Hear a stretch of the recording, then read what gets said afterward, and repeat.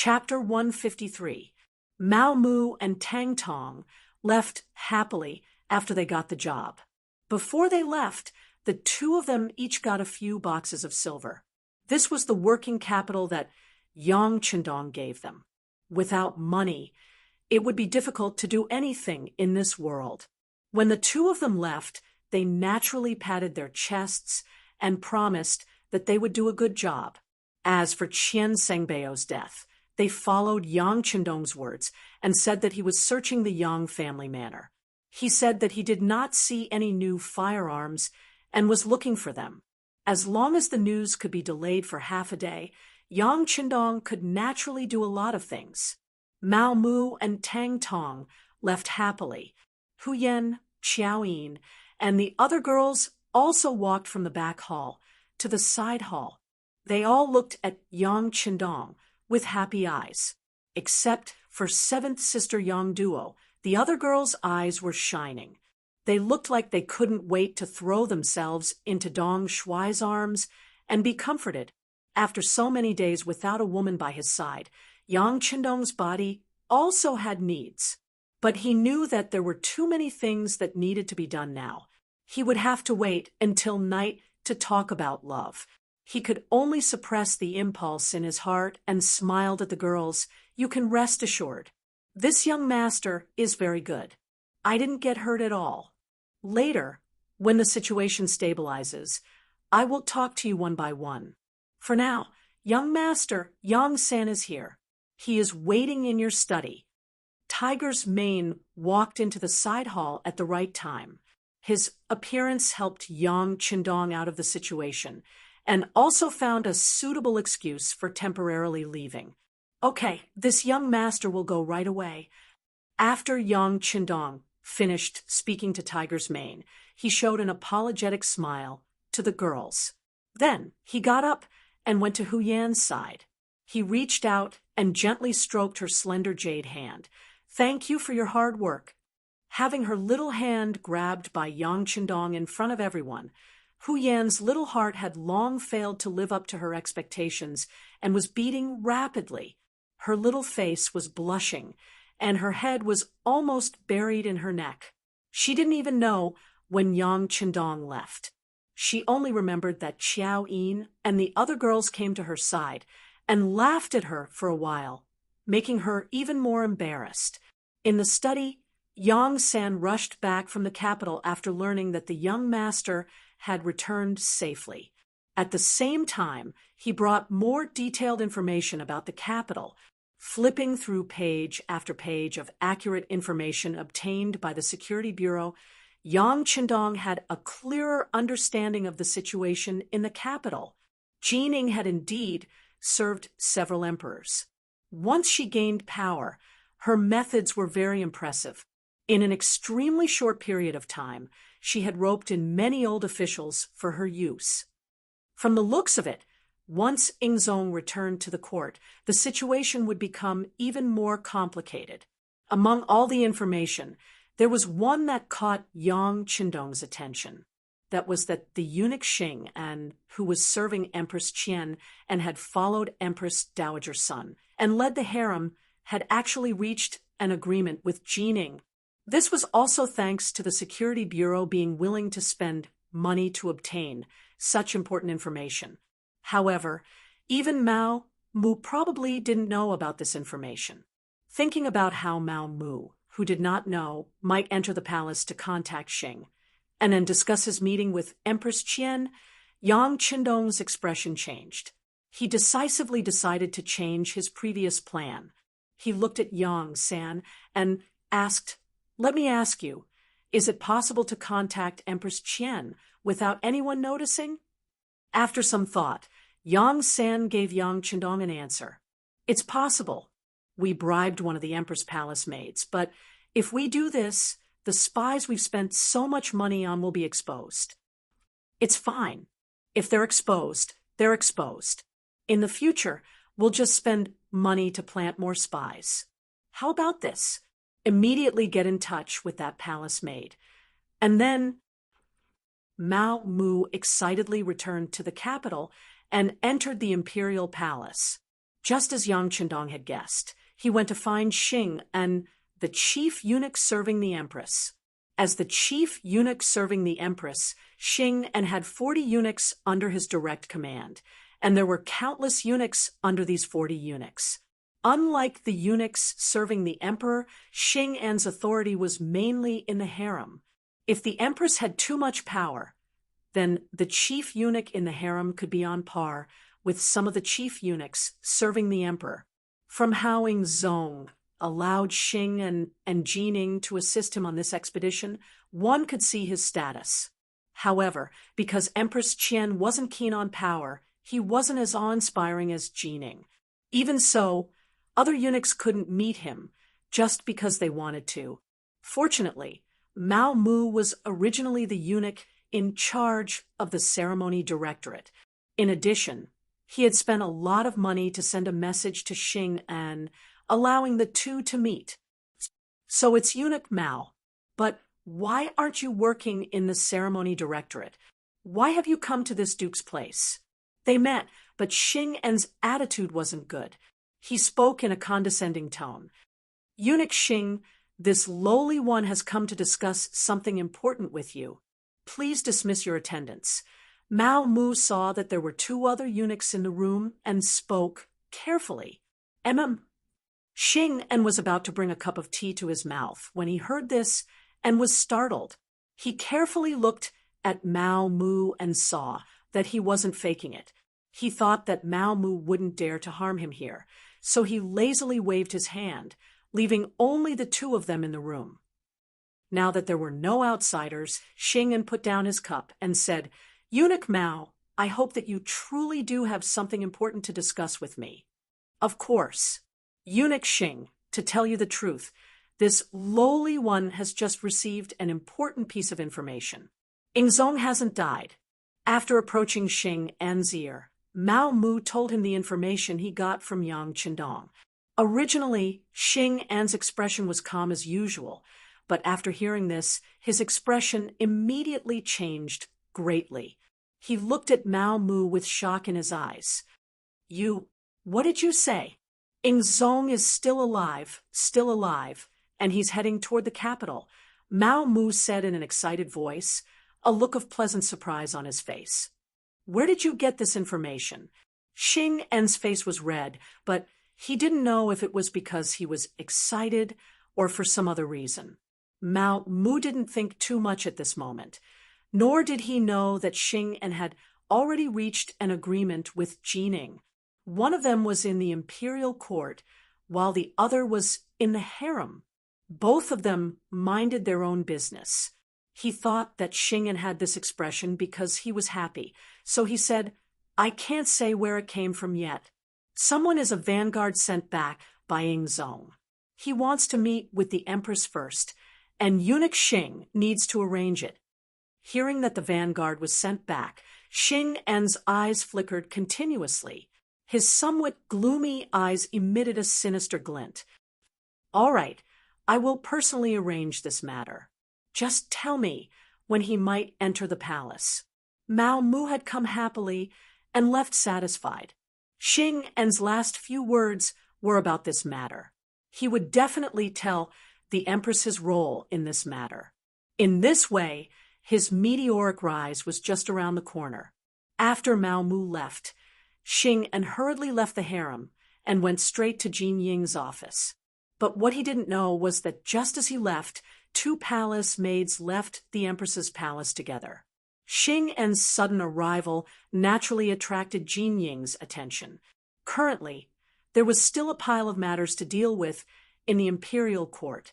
He really didn't want to have any disputes with Xing An right now. Of course, once he grasped the overall situation, no one knew what he would do. In the secret room, Xing An told Jining the news he got from Mao Mu. As expected, it gave her a big fright. "Eunuch Xing, this matter can't be taken as a joke. General Shi Hung said that Zong and hundreds of officials died in the battle, and his body has been found. How could there be another Zong?" Jining thought of everything that Shi Hung reported in the imperial court that day and said in a doubtful tone, Yes, I don't really believe it either, but Mao Mu said it with certainty. Otherwise, Eunuch Jean can capture Mao Mu and ask him. Xing and also wasn't too sure, so he wanted to capture the eunuch who told them the news and torture him. Then he would have no choice but to say it. After hearing this, Jeaning was a bit tempted, but then she shook her head. No rush. If we capture Mao Mu now, I'm afraid that the so-called vanguard won't dare to appear rashly. Let's do it like this. Everything will go according to the plan you discussed before. Once the vanguard appears, we'll capture him and then interrogate him about whether Zong is still alive. If he's lying to us, then it's no big deal. But if he's alive, then we'll put him under house arrest. When the time comes, we'll inform Dai Zong. This will be a great merit. When that time comes, will we be left out of the benefits? Good, good. Eunuch Jin's thoughts are thorough. Thinking about how he could use this opportunity to make a good contribution in front of the new emperor, Xing En's face was filled with excitement. Although it was true that he was the head eunuch by Empress Qian's side, the emperor had already been replaced, and the empress would be replaced sooner or later. When that time came, he would have to make plans as early as possible. This was also why he took the initiative to tell Jean in this matter. This was to pave the way for future matters. Mao Mu was still waiting. When the time came, he would bring Yang Chendong to meet with Empress Qian in private. But before the main person appeared, a young eunuch appeared first. Eunuch Mao, the sixth young master has a message for you. Immediately leave the palace with me. Who are you? Mao Mu asked warily when he saw that the young eunuch was unfamiliar. Eunuch Jean, don't worry about who I am. All of this was arranged by the sixth young master. He said that what you did has been exposed. Soon, a great disaster will befall you. Come with me now. The eunuch who came also had an anxious look on his face. He was taking a huge risk by doing this. If Yang Sen had not found him and said that he was willing to pay 2,000 taels of silver for him to make this trip, then he definitely would not have appeared here. If it had been any other excuse to find him, Mao Mu might not have left with him.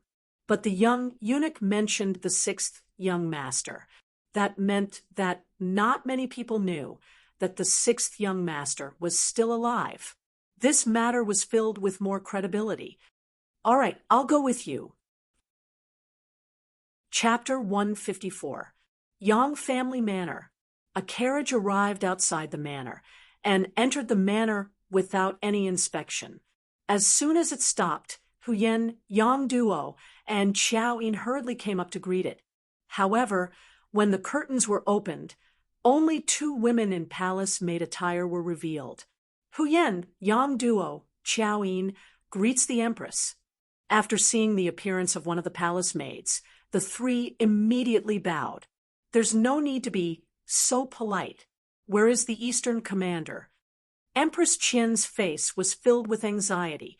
After greeting the 3 women, she directly asked for Yang Chendong's location. He is.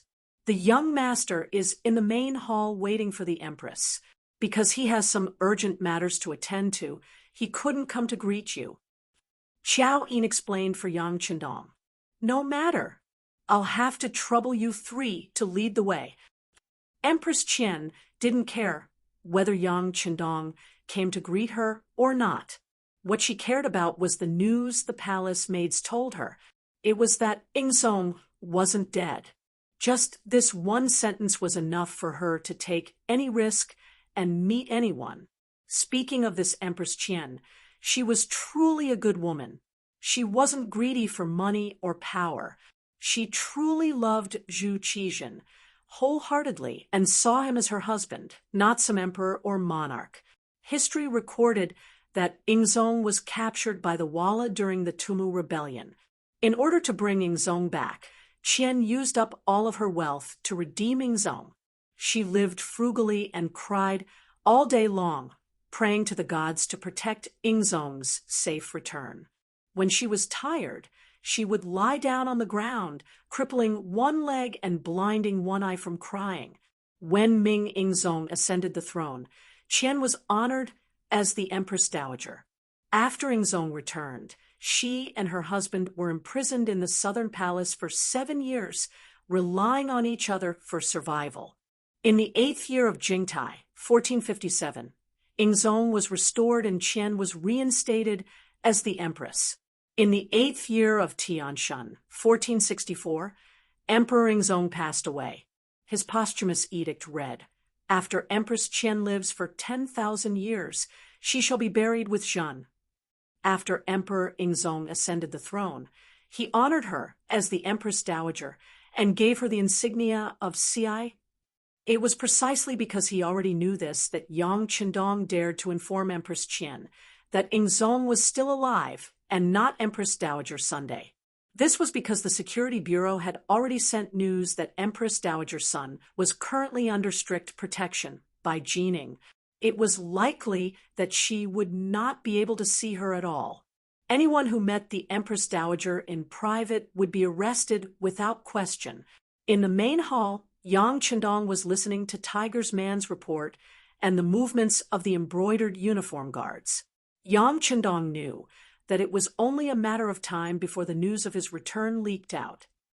It would take at most 1 day, or at most half a day, for someone to point the finger at him.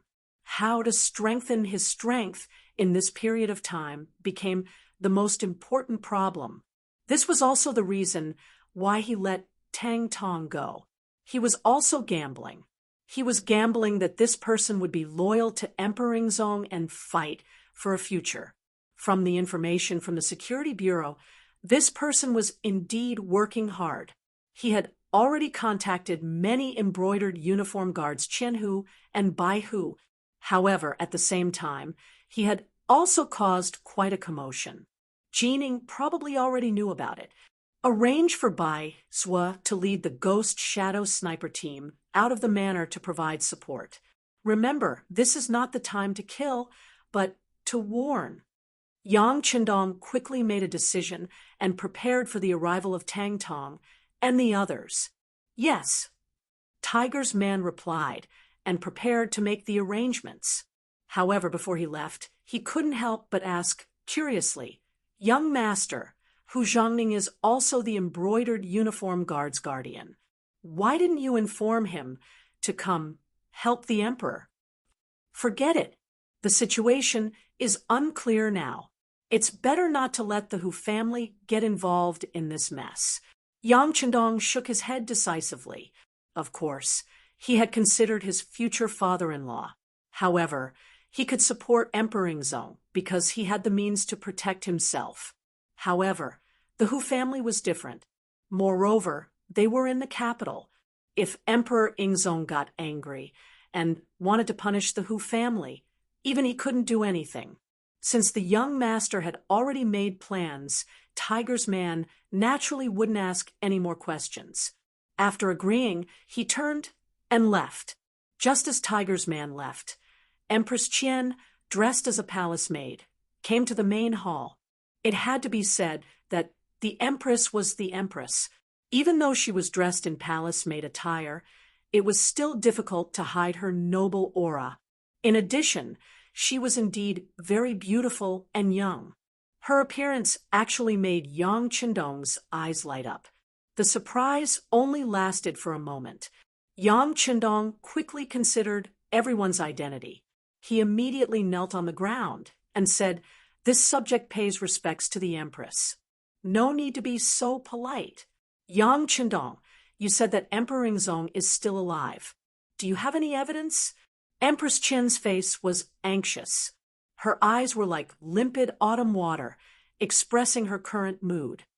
"Yes, please take a look." As Yang Qindong replied, he took out the secret letter written by Zhu Qizhen and handed it to Empress Qian. She received the dense letter with trembling hands.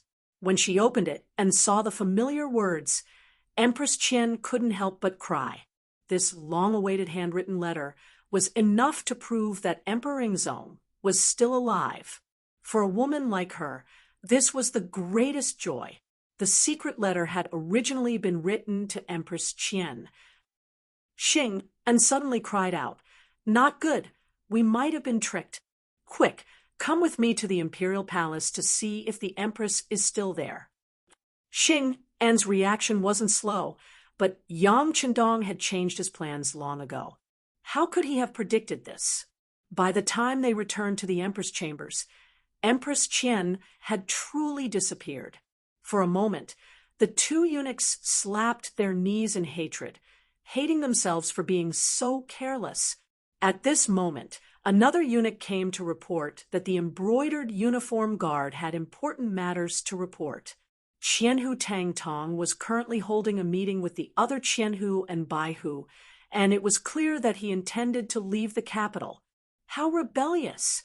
Let's go and see what these people are up to. When Jining heard that even the embroidered uniform guard was beginning to disobey her, she was instantly furious. These series of events had already proven that Emperor Ingzong was still alive. Otherwise, what was the point of setting up such a large game of chess? Jining sensed that the situation was about to spiral out of control, so she hastily left the Empress chambers and ran into an agent of the embroidered uniform guard. While they were still some distance away, the agent anxiously said, "Eunuch Jin, your subordinate has already investigated. Nearly 1,000 embroidered uniform guards have gone to the Yang clan manor, 15 li south of the city." The Yang clan manor? Yang Chendong. He's actually still alive. When Jining heard this, she suddenly had a feeling of realization. She had been speculating about which vanguard Emperor Ingzong would send back to the capital. For this matter, she had already arranged for all the soldiers guarding the city to interrogate anyone who had come from outside, but they had found nothing. But if this person was Yang Chendong, then everything made sense. This person had never entered the capital, so how could she find him? Good, very good. Jining was not angry. On the contrary, she was rather happy. She had been afraid that she wouldn't be able to find this troublemaker. As long as this person was found, the matter would be easy to handle. She just needed to capture this person or directly kill him, severing Emperor Ingzong's foundation. Then she would have rendered a great service to Daizong. Come, gather 3,000 embroidered uniform guards and pursue them out of the city. We must exterminate Tang Tong and the other rebels. Not mentioning Yang Chendong was part of Jinying's selfishness. If she could suppress the news that this person had returned to the capital and that Emperor Ingzong was still alive, then it was best to do so. Following Jinying's command, the embroidered uniform guards became busy. Mobilizing 3,000 men in one go was impossible even if one did not want to be known by outsiders. Such a large movement quickly reached the ears of Chao Jixiang, the #1 eunuch in the ceremony directorate. Chapter 155. Chao Jixiang was the first of Wang Zhen's students.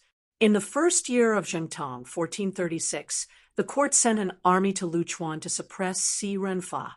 Chao Jixiang served as an army supervisor. In the 9th year of Zhengtang, 1444, Chao Jixiang participated in a punitive expedition against Wulianga. Together with Duke Chengzhu Yong and eunuch Lu Yong, he sent out troops. In the 13th year of Zhengtang, 1448, he went to Fujian with Marquis Ningyang Chen Mao to suppress the peasant uprising led by Deng Maoqi. He supervised firearms with eunuch Wang Jin. Every time he sent out troops, he would select some brave generals and nimble soldiers to serve under him. After he returned, he would raise them at home. Thus, there were many weapons and warriors hidden in his home. Because of his good performance, he was promoted to the position of first eunuch in charge of the ceremony directorate. In name, he held the right to mobilize the brocade guard in the East faction.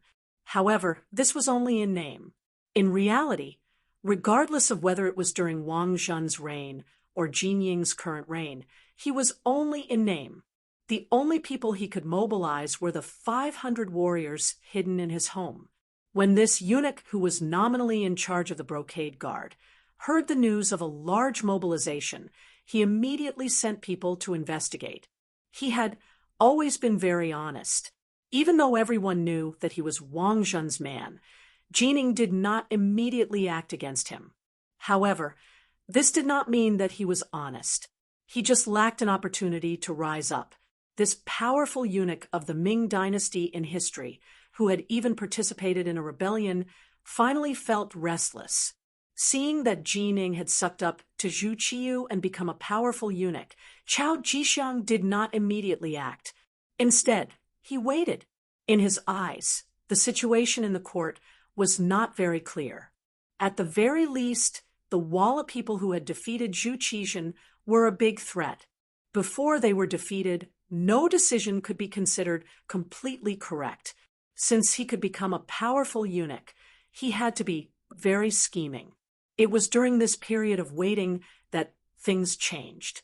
He learned from his trusted aide that Ingzong might still be alive, and that he had chosen Yang Qindong as the vanguard to return to the army. This news, for Chao Jixiang, who had been silent all this time, was very exciting. At the same time that he saw the light, his entire person became restless. Opportunities were called opportunities because they were rare and had to be grasped. Chao Jixiang was prepared to seize this opportunity. He immediately called over his nephew Chao Qin, his adopted son Chao Xian, and Chao Duo, and told them that he was prepared to help Yang Qindong. Chao Jixiang had always been known for his shrewdness, and there were even people who called him the youngest old fox. He was referring to the fact that even though he was young, he had great foresight. Since he had made such a decision, his subordinates would naturally raise both hands in approval. After reaching a consensus, more embroidered uniform guards and East Faction guards started to gather. He had been the director of the East Factory for several years. Although it was only in name, the truth was that Wang Zhen had always been in charge of the East Factory. He also had to listen to Wang Zhen's instructions when making important decisions. But that didn't mean that Chao Jixiang didn't do anything. On the contrary, he had been secretly building his own system. Now that Wang Zhen was no longer around and the heavy stone on his head was gone, it was time for Chao Jixiang to show his strength. Soon, no less than 3,000 people from the Eastern Faction and the brocade guards gathered and headed to the Yangjia village under Chao Jixiang's personal lead. Outside the Yangjia village, it was bustling with noise and excitement. Tang Tong led 1,000 embroidered uniform guards in front, while the commander of the embroidered uniform guards, Hanji, led 3,000 embroidered uniform guards in pursuit. Behind them were the 3,000 embroidered uniform guards and East Faction guards, led by Chao Jixiang himself. They were like orioles following closely behind. The soldiers of the warden's office guarding the south gate of the great Ming dynasty looked at the large group of embroidered uniform guards and East Faction guards walking out of the city. They guessed that something big must have happened, but they couldn't imagine what kind of big thing it was with their intelligence. On the Road 5, Li outside the Yangjia village, the Ghost Shadow Sniper team, hidden in the dense forest on both sides of the road, were ready. They were waiting for the enemy to arrive and give them a thunderous blow. This place would become the place for them to show their fangs once again. Yang Si stood alone in the middle of the road. He could already see the figures of Tang Tong and the others in the distance, but he still didn't panic. It was as if the army of 1,000 didn't exist. It wasn't until Tang Tong ran in front of him that he waved his hand and said, "Count Zhongdan has given the order. Warriors who are loyal to Ingzong stand behind me. As for the others who want to invade the Yang family manor, kill them." Yang Si's voice wasn't very loud, but it had a kind of deterrent force. Tang Tong and the others consciously stood behind him and formed a formation. Just as they finished doing this, a group of people came from the distance. They were all wearing flying robes and holding embroidered spring sabers. Their faces were murderous. "Stop right there." When Yang Si saw that the distance between him and the embroidered uniform guards was already about 60 paces, he suddenly let out a loud roar. The sound of his roar rang out, causing Han Ji-hsien, who was leading the charge, to involuntarily rein in his horse and stop. "Who are you? You dare to block the path of my embroidered uniform guards. Do you know that you have committed a capital offense?" Han Ji's eyes were full of murderous intent as he glared at Yang Si. "In front of us is the private manor of Count Zhongdan. No one is allowed to enter without permission. Otherwise, it is a capital offense. I want to ask you, how many heads do you have? Are you tired of living?" Facing the angry Han Ji, Yang Si responded with a sneer. His eyes were full of contempt and disdain. When Han Ji saw Yang Si's imposing manner, he, who was originally filled with anger, immediately turned hostile. "Brat, I am now under Eunuch Jin's orders to capture these traitorous remnants of the embroidered uniform guard. If you know what's good for you, dismount from your horse and kneel on the ground and beg for surrender. Otherwise, don't blame this official for being merciless." Lightly shaking his head, Yang Si narrowed his eyes into slits and didn't say anything else. The warning had already been issued. If the other parties still insisted on doing things their own way, the Ghost Shadow Sniper Squad would show them what the end of the road was and what despair was. Seeing that Yang Si didn't say anything else, Han Ji's imposing manner couldn't help but rise. He turned his head to the left and right and said, "Go, capture Tang Tong and the leaders of the rebellion. If anyone dares to resist, kill them without mercy and wipe out their families." Yes, a few of the embroidered uniform guards who were swept by Han Ji's gaze immediately puffed out their chests and raised their heads. They rode their horses forward as if they couldn't bear to look at them. At the same time, their right hands pressed on the embroidered spring sabers at their waists. They looked like they would kill anyone who dared to resist. Puff, puff, puff. The snipers with silencers opened fire under "by" was command. Without the slightest movement, for embroidered uniform guards who were riding forward fell from their horses. When they landed on the ground, each of them widened their eyes. Their faces were filled with unwillingness and confusion. The 4 officers of the embroidered uniform guard were suddenly killed on the spot without any warning. This frightened the others. For a moment, the embroidered uniform guards who were advancing stopped in their tracks. They looked around as if they were looking for something. "There's no need to look. If anyone is looking, I guarantee that the next one to die will be him." In order to increase the sense of mystery, as well as to deal a fatal blow to the enemy's morale, Yang Si's shout rang out. Some of the officers who were obedient immediately stopped their actions of inquiring about the situation. However, there were also 2 who didn't know what was good for them. They didn't take Yang Si's words seriously at all. They were still looking around to find the reason for their comrades' deaths. However, in the next second, the 2 of them became corpses. They fell from their horses with a spear between their eyebrows. 6 people died in a row. This sudden turn of events caused the embroidered uniform guards to cry out in alarm. Death wasn't scary, but to die without knowing why, or even who killed you, this became very scary. Han Ji also had a physical body. With the help of Jin Ying's power and influence, such a person would naturally cherish his life more than ordinary people. Glory and wealth were right in front of him.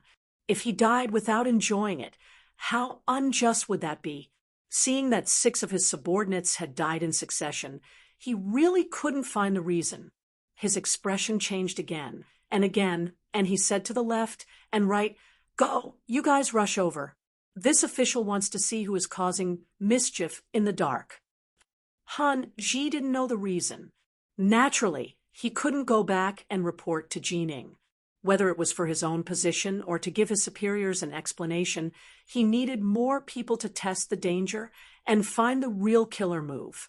The embroidered uniform guards who were called out immediately changed their expressions.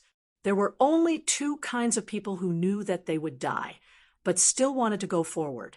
One was someone with strong faith. The other was someone who was stupid. For these embroidered uniform guards, faith was nothing. In their eyes, power and money were more important. To be elected to the embroidered uniform guards, they naturally weren't stupid. If there were no benefits, why would they be willing to take the risk? At that moment, several people looked at Han Ji with pleading eyes. Their pleading was very obvious. What? Is no one going to listen to my orders? Let me tell you, if you rush forward and die in battle, you will die for the country. Your family will be compensated. On the other hand, if you disobey, not only will you die, your family will also be implicated. Choose for yourselves. The angry Han Ji wouldn't reason with his subordinates. He directly made his position clear. To outsiders, the embroidered uniform guards were very powerful. They could even capture important officials. However, at the same time, their internal rules were very strict. So strict that even the slightest mistake could result in death. Since Han Ji had already threatened them, they had no other choice. After a few people looked at each other, their eyes filled with determination. Their hands shook the reins of their horses, and they leaped into the ranks. After a few more almost inaudible gunshots, none of the embroidered uniform guards were lucky enough to survive. They all fell off their horses and died. Chapter 156. A few more people died, but they still didn't find anything out of the ordinary. While Han Ji's expression changed drastically, he realized that the embroidered uniform guards around him were intentionally keeping their distance from him. From the looks of it, it was clear that they were afraid of being called out and sent to their deaths. In the dense forest beside the road, the members of the Ghost Sniper team were very excited. They liked the feeling of taking someone's head from 1,000 meters away. The moment the bullet whizzed out, the blood in their bodies seemed to boil. Now, they just hoped that Han Ji wouldn't be scared and give them a chance to kill to their heart's content. Would Han Ji be scared? The answer was yes. Seeing 10 of his brothers die in front of him for no reason, he was scared out of his wits. At this moment, he wanted nothing more than to turn around and leave. If it wasn't for the fact that he didn't know how to reply to Jining, he would have disappeared long ago. In contrast, Tang Tong and the others were in high spirits. Although they didn't know why the enemy died, as soon as they moved, they were sure that the person who did it in the dark was one of their own. With such a strong external aid, what else did they have to be afraid of? Now, they just had to watch the other party advance and die one by one. At the same time, many of the brocade guards who were hesitant about whether to follow Tang Tong were glad that they made the right choice. Report. Just as Han Ji was in a dilemma and didn't know what to do next, a cavalry scout came from behind. As soon as he appeared, he got off his horse and knelt on the ground. Report to Master Han. Chao Jixiang is leading 3,000 brocade guards to surround us. Chao Jixiang. Hearing that someone was coming to surround them, Han Ji didn't feel nervous. On the contrary, he was very happy in his heart.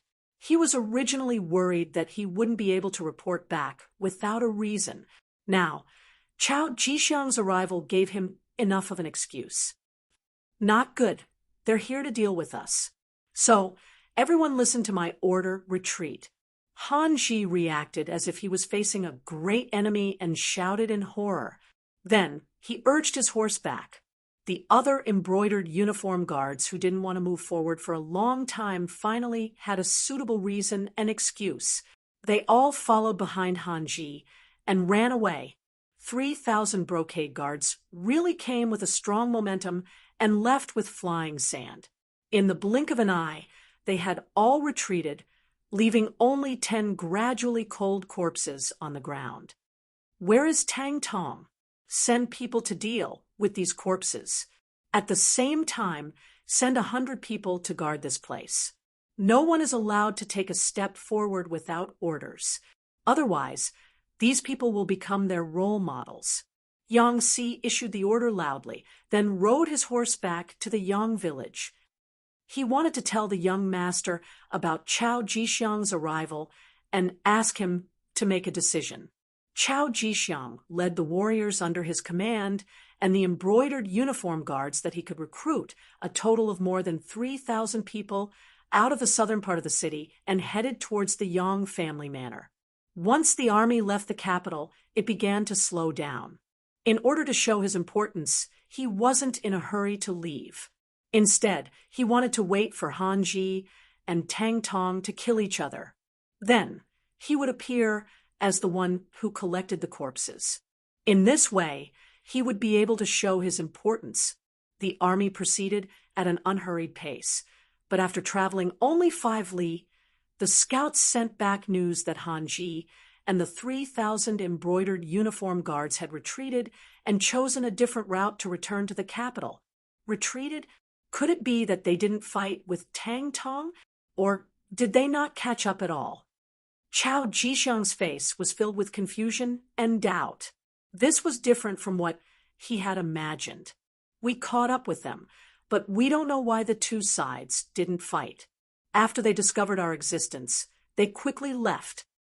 The scout also had a puzzled look on his face, but he still told the truth about what he had heard. Chao Jixiang, who didn't know the reason, knew that the opportunity to watch the tigers fight was gone. However, he wasn't discouraged. There were benefits to not fighting. For example, Tang Tong and the others were safe. This was also a good thing. He believed that he had the ability to devour this force. This way, he would be able to strengthen himself without suffering heavy losses. All right, since Han Ji and the others have left, let's make a trip to the Yang family manor. I have heard of this East Marshal for a long time. Yang family manor. Chao Jixiang. This is indeed a character. Yang Chendong listened to Yang Si's report and had a calm smile on his face. How could he not know of this eunuch who had eventually gone on the path of rebellion in history? It was only because of Wang Zhen's gening that he didn't stand out so much. With the passage of time, this person had finally stepped onto the stage of history. Based on his performance, he had even had the opportunity to shine earlier than in history. Pass down the message. When he arrives, bring him to see this uncle. Yang Chendong, who had already bared his fangs, no longer had to be so careful in everything like before the wooden castle.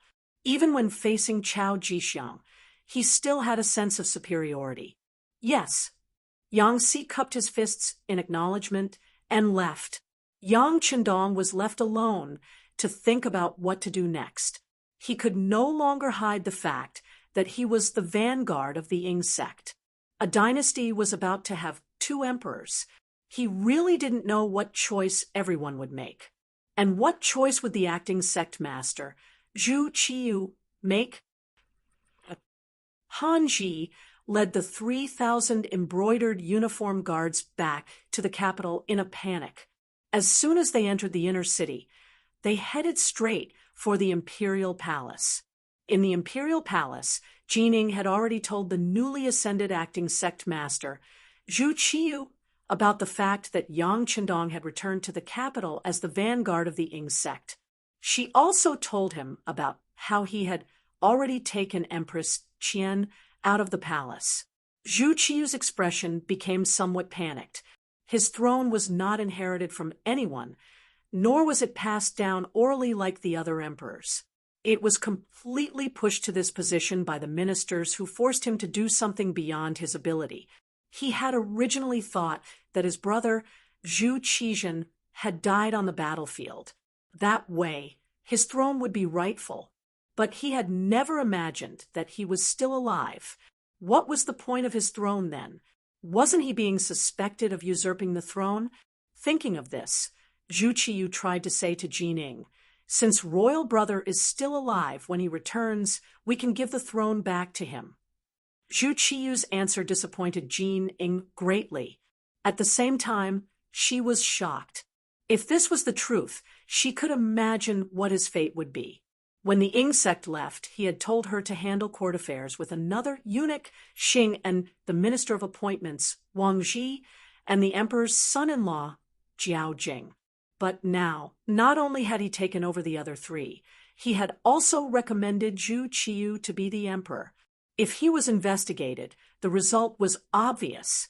Not only would she die, but everyone related to her would also not be able to escape. She absolutely could not allow Zhu Qizhen to ascend the throne again. After Jining made up her mind, she looked at Zhu Qiyu and said in a threatening tone, "Your Majesty, do you think this is borrowing something? If you don't need it, you can return it. This is the throne.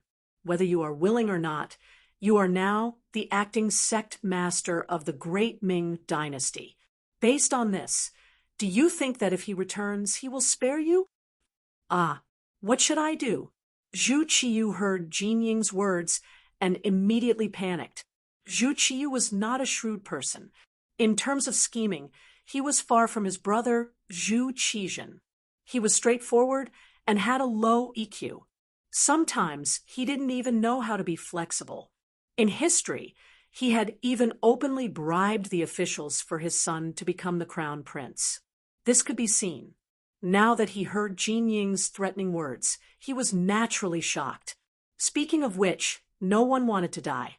Zhu Qiyu was naturally the same. Especially after being the emperor for a few days, the people below were very polite to him. No matter what he wanted to do, they would obey. This feeling made him feel a little smug. Now, he had to give up all of his privileges, and even bear the risk of losing his life. If it were anyone else, they would be afraid and reluctant to do so. Jining saw that Zhu Qiyu was a little scared and knew that her words had worked. While she was happy, she spoke her opinion and meaning. "Your Majesty, no matter how you obtained the throne, there is no doubt that it is legitimate. You were recommended by the officials and approved by Empress Dowager Sunday. Then, you are the current emperor of the great Ming dynasty. There is no doubt about this. If anyone has doubts, then they should be arrested and killed as an example to others." Arrested and killed? Zhu Qiyu repeated Jinying's words. "That's right, capture them and kill them. This way, no one will dare to say bad things about you. As for the matter of Emperor Yingzong returning to the court, I think we can make him the retired emperor, just like Li Yuan during the Tang dynasty.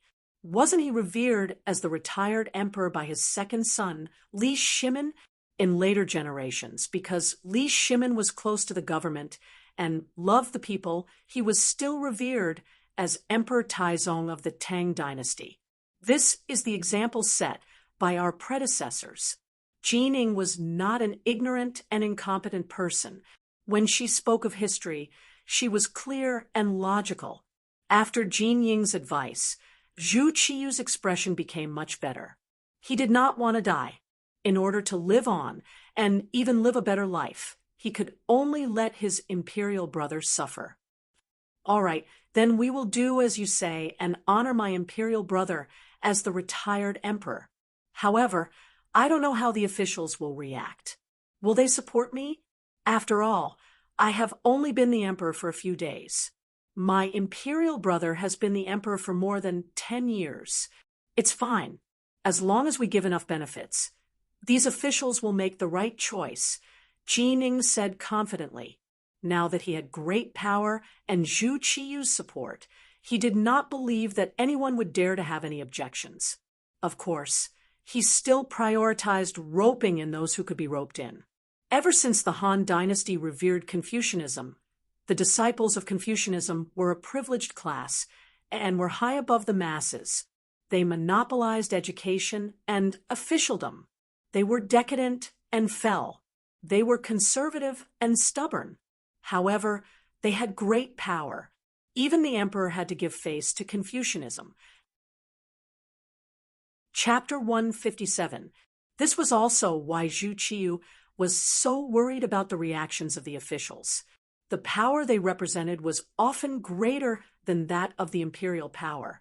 Jin Ing naturally understood this principle, but it was precisely because he knew the reason that he was even more confident that as long as he gave them enough benefits, he would have no need to worry about the support of these officials. And among these ministers, there was one person who was very important, and that was Yang Qindong. Since Zhu Qiyu had sent him back as the vanguard, this meant that he was trusted. If he could also support Zhu Qiyu's claim to be the rightful emperor, Zhu Qiyu would truly be unable to make a comeback. After deciding on a plan with the emperor, Jin Ing left the main hall and ran into the embroidered uniform guard commander Hanji, who was like an ant on a hot pan. When he saw his master come out, Hanji dropped to his knees. This subordinate was incompetent and was unable to capture Tang Gue and the others. In addition, Chao Jixiang led a large group of embroidered uniform guards to cut off this subordinate's retreat.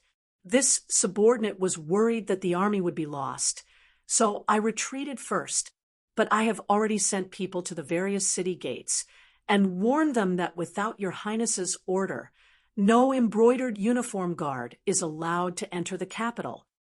What's going on? How many men did Chao Jixiang lead? So many things had happened in such a short time, and Jin Ying's expression changed again and again. He had originally believed that with his superior numbers, killing Tang Tong and capturing Yang Qindong was just a matter of time. Once Yang Shima became a prisoner, he would no longer have a chance to negotiate with him. At that time, he would be able to do whatever he wanted. He had never imagined that things would turn out to be completely different. It's like this. Han Ji wiped the sweat from his forehead and explained everything he had seen and heard to Jin Ing. When he heard that 10 embroidered uniform guards had been killed without a single sign and that no one had been able to find out who had done it, Jin Ing knew that it had to have been the work of those advanced firearms. He also understood that the report that Qian Sungbao had taken the Yang clan and was searching for firearms was false. By the time he had received the news, Qian Sungbao had probably already been dead. It seemed that the Yang clan truly could not be underestimated.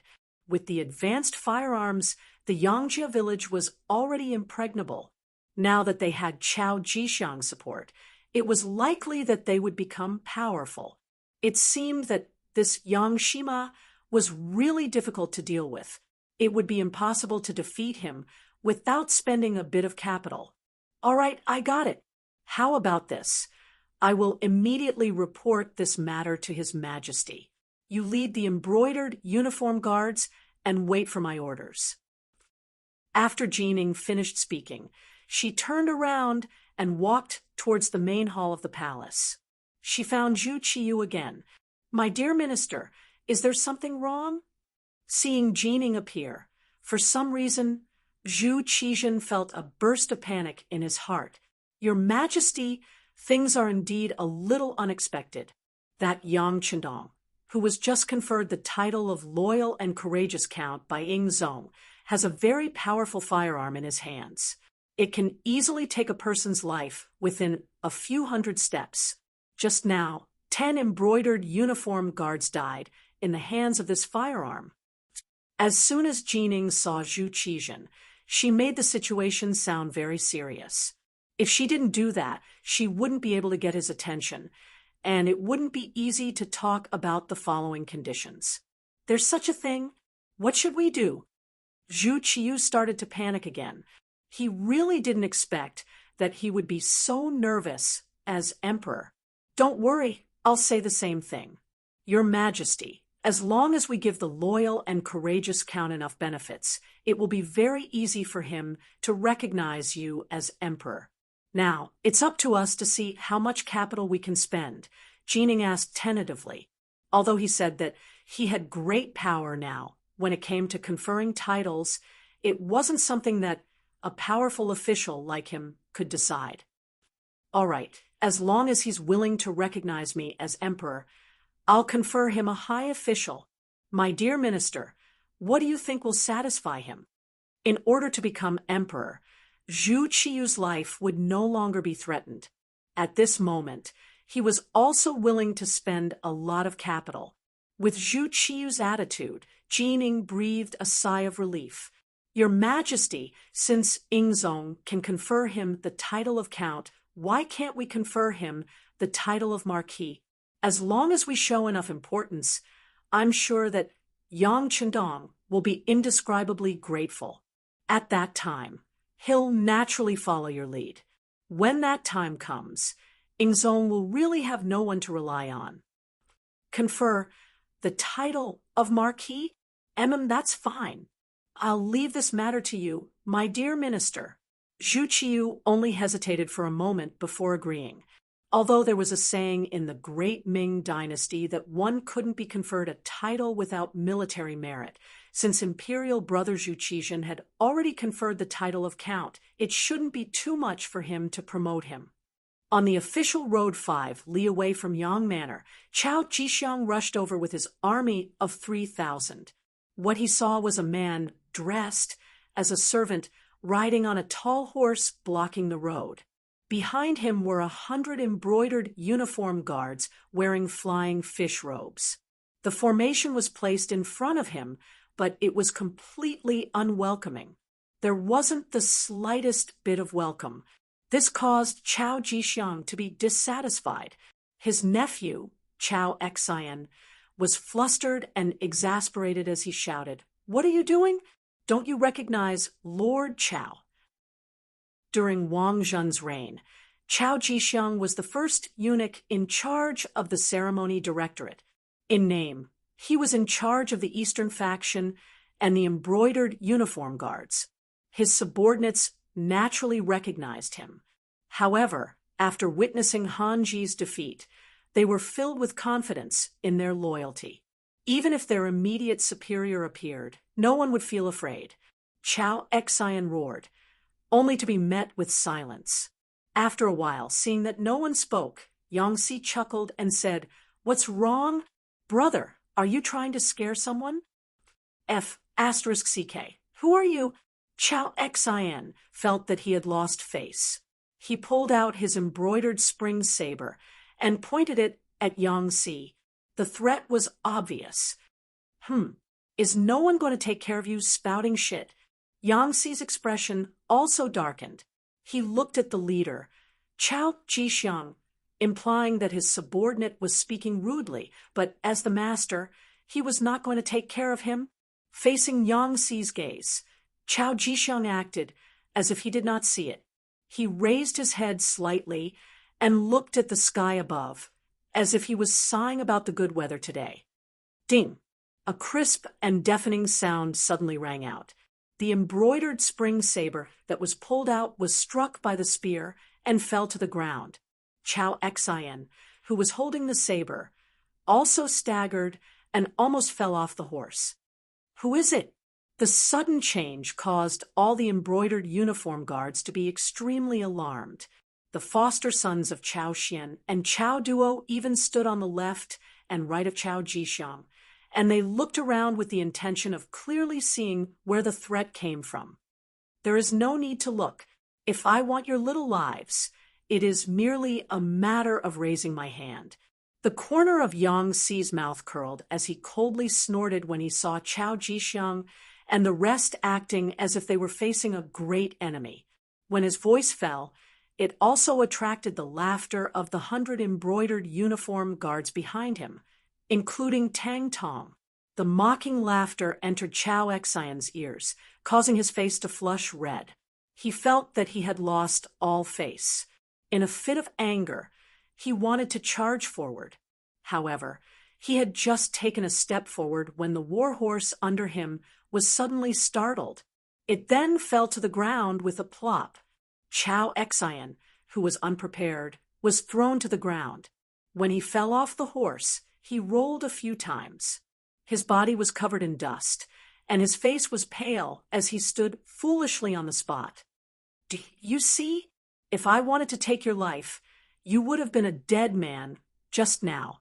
It was only because Count Zhonghua thought that you were all wholeheartedly serving the public that he showed mercy. However, if there is anyone who refuses to accept this and wants to provoke me, then I won't be polite in the slightest. If you don't believe me, you can try. Pointing at Chao Exen, who was crawling up from the ground, Yang Xi's words were no longer merciless. This time, there was no one who didn't believe him. Although there were still some people who didn't accept this, they suppressed the impulse in their hearts. This was because they knew that if they didn't act properly, it was very likely that they would end up dead on the spot. Chao Jixiang, who was originally calm and waiting for Yang Qindong to appear, was no longer as relaxed as before. When he looked at Yang Xi again, he first pushed away Chao Xian and Chao Duo, who were protecting him. Then he mounted on his horse and cupped his hands together. "This brother, I am Chao Jixiang. I have something to discuss with Count Zhonghua. Please pass on the message." "Humph. Wouldn't it have been fine if you had done this earlier? All right, wait for me to report to Count Zhonghua." Yang Xi had long expected this kind of result. He cupped his hands together and spoke with a trace of politeness. Turning around, Yang Xi didn't immediately head straight for the Yang clan manor.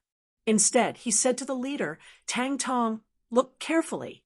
If anyone doesn't listen to my advice and recklessly charges forward, you only need to shout loudly, and there will naturally be people who will take their lives." After saying this, Yang Xi swaggered off, leaving Chao Jixiang and the others with no place to vent their anger. No matter what, Chao Jixiang was the eunuch in charge of the ceremony directorate and was ranked first. Moreover, he also had the status of the East faction factory manager. Normally, when he met any minister, the other party would be polite. How could he have encountered this kind of situation? Even if Yang Qindong had already been conferred a noble title and became Count Zhonghua, there were still many people in the great Ming dynasty who had a noble title. How could he dare to be so impolite to the East faction factory manager? It was just that the situation was stronger than the person. Although in terms of status, he was a level higher than the other party, the killing intent that came out of nowhere really scared Chao Jixiang and the others. Yang Xi told them to wait obediently, so they could only continue to wait. In the Yang clan manor, Yang Qindong was in the study drawing for the women. Because there were too many women squeezing in, it actually felt a little crowded. Hu Yan, Qiao Yin, Yang Duo, Lady Xue, and Lady Xiang were all in the study, waiting in line for Yang Qindong to draw. A strange atmosphere lingered in the study, giving Yang Qindong a kind of scalp-tingling feeling. Chapter 158. Among the 5 women, Hu Yan and Yang Duo were in the same group. Their gazes were the most direct, sweeping over Qiao Yin and the other 2 women from time to time, giving people the feeling that they were scanning their bodies. Because of their backgrounds, Hu Yan and Yang Duo had more in common. In their opinion, it wasn't that a man couldn't marry a concubine, but he should at least respect the first wife. Right? Obviously, Hu Yan should play the role of the first wife. Qiao Yin and Madame Xue were in the same group. They were all people who had served Yang Qindong before, and they had the same experience of serving him. Naturally, their hearts were closer. However, when they faced Hu Yan's gaze, they still felt a little unnatural. Perhaps they also knew that with their backgrounds, it was impossible for them to be the first wife of the 6th young master. To be able to become a concubine was already a blessing from their ancestors. The last of the 5 women, Madame Xiang, felt uncomfortable standing there. She was extremely careful when she spoke and walked. Her background wasn't good, and she hadn't been recognized by Yang Qindong. Logically speaking, she shouldn't stay here. However, after experiencing the previous incident, she didn't want to let go of this relationship. So what if she was looked down upon? In short, this time she definitely wouldn't back down. Even if she had to refuse, she would do it on Dong Shuai's bed. It was said that 3 women were enough to make a show, but now there were 5 women. 4 of them had feelings for him, and one of them was his biological sister. Yang Qindong didn't know what to do. Although he was still holding a brush, he was no longer in the mood to paint. Cough. With a light cough, Yang Qindong decided to change this situation. Some things needed to be made clear. Otherwise, he didn't know how he would live in the future. What he wanted was to enjoy the happiness of having multiple wives, not to look at other people's faces and consider their feelings. His cough immediately attracted the attention of the 5 women. Almost at the same time, several cups of tea were handed to him. Seeing all the women fawning over him, Yang Qindong couldn't help but let out a long sigh and said, "All right, I understand your intentions. Now, I'll give everyone a choice. If you want to leave my woman, you can do so. Not only will I not pursue the matter, I'll even give her a large sum of money. It can be considered as ending our fate." "That's right, 7th sister. Can you leave first?" Yang Qindong's intention was to discuss, but his tone was extremely firm. This caused 7th sister Yang Duo, who originally wanted to stay here to watch the show, to feel a chill run down her spine. She actually involuntarily agreed, and then left the study. After Yang Duo left, the 4 women left behind all liked Yang Qindong, and Dong Shuai also liked them. At this moment, the 5 of them were staring at each other, but none of them moved. "All right, since no one wants to leave, then this young master has to say some rules." Yang Qindong began to set the family rules. As the saying goes, nothing can be accomplished without rules. If he didn't make things clear in advance, if something happened in the future, it wouldn't be easy to come up with a solution. Since you've chosen to be Yang Qindong's woman, then the first thing you need to do is not to be jealous. If anyone can't accept this, then you can also leave now. My promise just now still counts. As he spoke, Yang Qindong's gaze fell on the 4 women one by one. After seeing that the 4 women didn't have any reaction, Yang Qindong said, "Then it can be considered that you've agreed. From now on, if anyone takes any extreme actions because of jealousy, then sorry. The result will be that you'll be kicked out of the Yang family village and never allowed to take a step back. Second, after becoming my woman, you need to pay attention to unity, because you'll be sisters in the future. If you get along well, this young master will naturally be happy. If I have to see you use all kinds of methods to fight, then I'll be very unhappy. The result will also be that I'll be kicked out of the Yang family and never allowed to enter again. Third, you can have your own business. As long as you're willing to do it, this young master will support you and provide you with enough money. I'll also send people to protect you. In other words, I'll give you enough freedom. But there's one thing: you're not allowed to be with other men behind my back. If I find out, it won't be as simple as kicking you out of the Yang family. This is my bottom line, and I hope you'll remember it in your hearts. Fourth, as long as it's money you earn, you can spend it however you want. I won't ask. Even if it's not earned by you, you can spend it if it's my money, and I won't ask. But if anyone wants to scheme against my money, use it to do bad things, or even support those who oppose me, then I'm sorry, the consequences are not something you can imagine or even bear.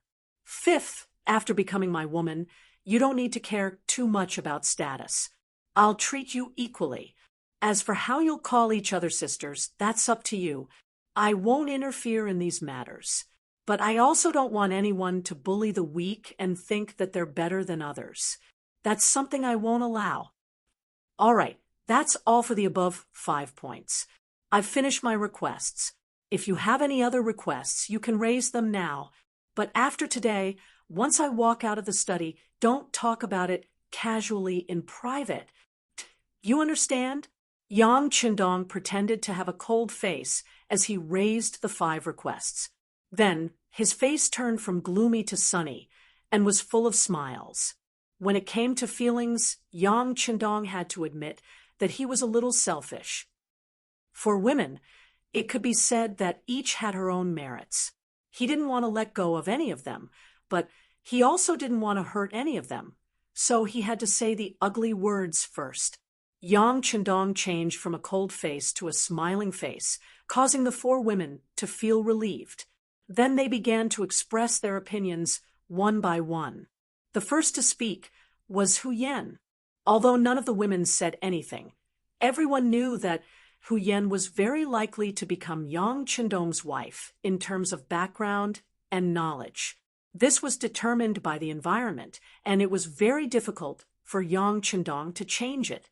Not to mention, Hu Yan knew that Yang Qindong was likely to have an accident, but she still came to Yang Qindong and claimed to be the daughter-in-law of the Yang family.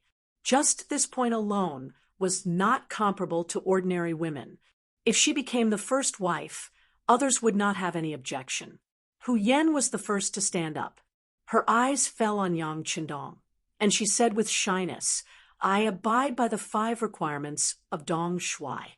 At the same time, I also have to criticize myself. In fact, I didn't mean to be rude to my sisters. It's all my 7th sister who taught you. Alas, she suffered in the Wang family. She was afraid that you would suffer like this. So she did this. I can understand, but don't do it again. You can't do this in the future. I'm not that Wang Go. By the way, you can call me Lu Lang in the future." Yang Qindong's face was full of smiles. He had already learned from Yang Si and Yang Lu that before he came back, the women got along very well. For such a sudden change, it must be 7th sister who played a role in it. Sure enough, Yang Qindong directly pointed out the problem. Hu Yan blushed and said, "I really can't hide anything from Lu Lang." "Ha, Lu Lang is a good name. Of course, only my women are qualified to call me that." "Ha, okay, come over and let Lu Lang hug you." Yang Qindong laughed and ignored Xiao Yin and the other women who wanted to say something. He first put Hu Yan, who was the closest to him, on his lap. Since he had made the request, and no one had any objections, there was no need to listen to the attitudes of these women. Wouldn't it be better to see everything through their actions in the future? It was Hu Yan's first time being so close to Yang Qindong, and she immediately blushed. However, when Xiao Yin, Madame Shui, and Madame Shui also came to Yang Qindong's side and huddled together, her shyness quickly disappeared, and she blended into the warm atmosphere. Outside the study, Yang Si had been there for a while, but when he saw Miss Seven guarding here and not allowing anyone to enter, he could only stand aside and wait respectfully. It was not until about an hour later that Yang Qindong's voice came from inside. "Yang Si, you're back, right? Come in and talk." "Yes." Yang Si quickly responded, then lowered his head and entered the study. As soon as he entered, he said without even raising his head, "Young master, the ghost shadow sniper team frightened Chao Jixiang. They are now 5 miles away from the manor, waiting for young master to meet them." Well done. How about this? Let Chao Jixiang enter the manor and allow him to bring 2 embroidered uniform guards with him. Remember, 2 people at most. If he doesn't want to, he can go back to where he came from. Yang Qindong waved his hand, not treating Chao Jixiang as an important person at all. "Understood." Yang Si responded, then turned and left. He could only bring 2 attendants. Whether Chao Jixiang would agree or not was not within his scope of consideration. He only needed to listen to the young master's orders. At this time, Chao Jixiang was already impatient. After more than an hour, he still did not see Yang Si return. If he rode a horse from here to the Yang Manor, it would only take a moment for him to go back and forth. However, after such a long time, he still did not see Chu Li, which made him feel like he was being played. However, although he was impatient, he still could not leave. After all, if he wanted to contact Ingzong, he could only find Yang Chendong. Thus, even if he was angry, he did not show it on his face.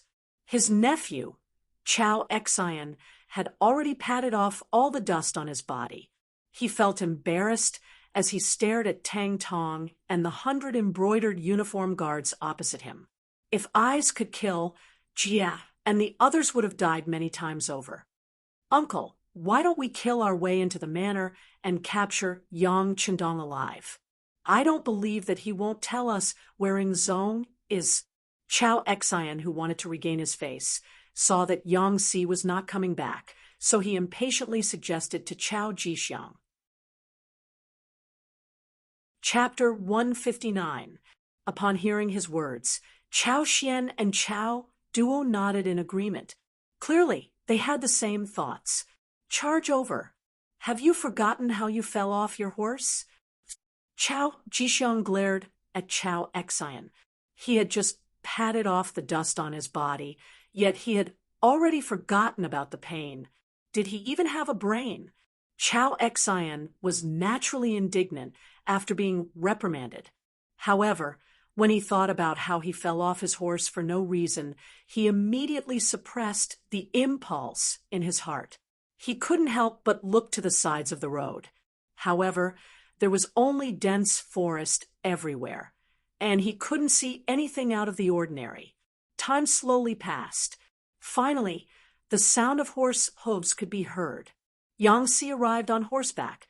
Chao Jixiang heaved a sigh of relief.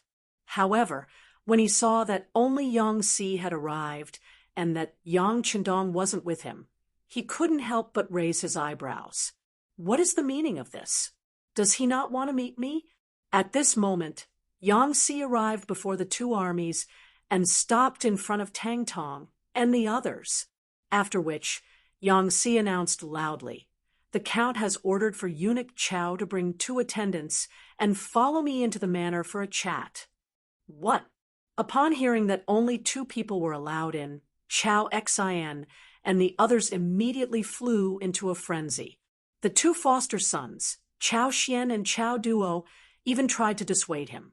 This was a trap, and they hoped that their foster father wouldn't fall for it. At this moment, Chao Jixiang was also furious. This Yang Chendong didn't take him seriously at all. He clearly knew his identity, yet he didn't come out to greet him personally. Instead, he allowed him to bring only 2 attendants into the manor. This was clearly a slap to his face. Of course, Chao Jixiang didn't think that Yang Chendong was trying to harm him. Firstly, there wasn't any conflict of interest between them. Secondly, if Wang Chong really wanted to harm him, all he had to do was use the same method he used on Chao Xian, and he wouldn't be able to avoid it. Being looked down on like this, Chao Jixiang really wanted to turn around and leave in anger. However, if he were to leave, he would really become a barren tree.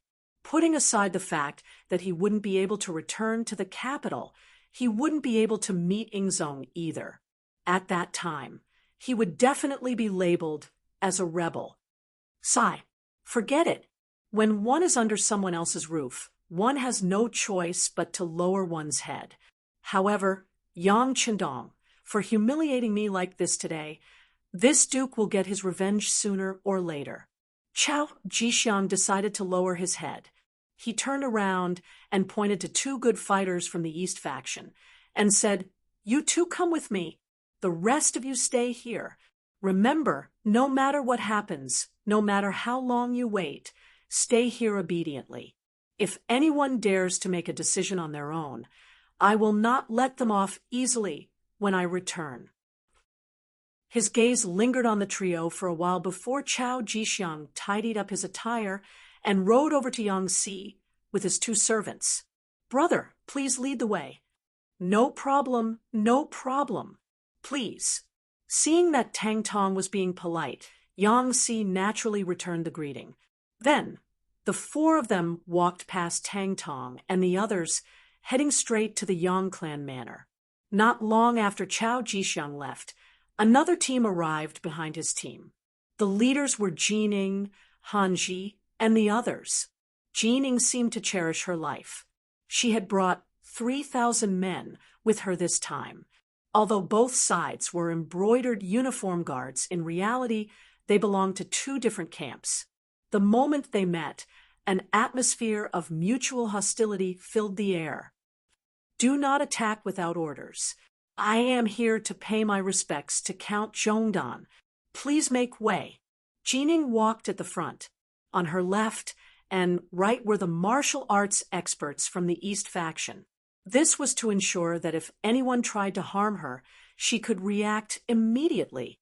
Since Jining did not take the initiative to attack, Chao Jixiang and the others naturally would not look for trouble. Everyone was wary of each other and allowed them to come before the two armies. With Yangzi gone, Tang Tong became the person in charge and was pushed forward. The moment he stepped forward, his aura was greatly reduced in front of Jining.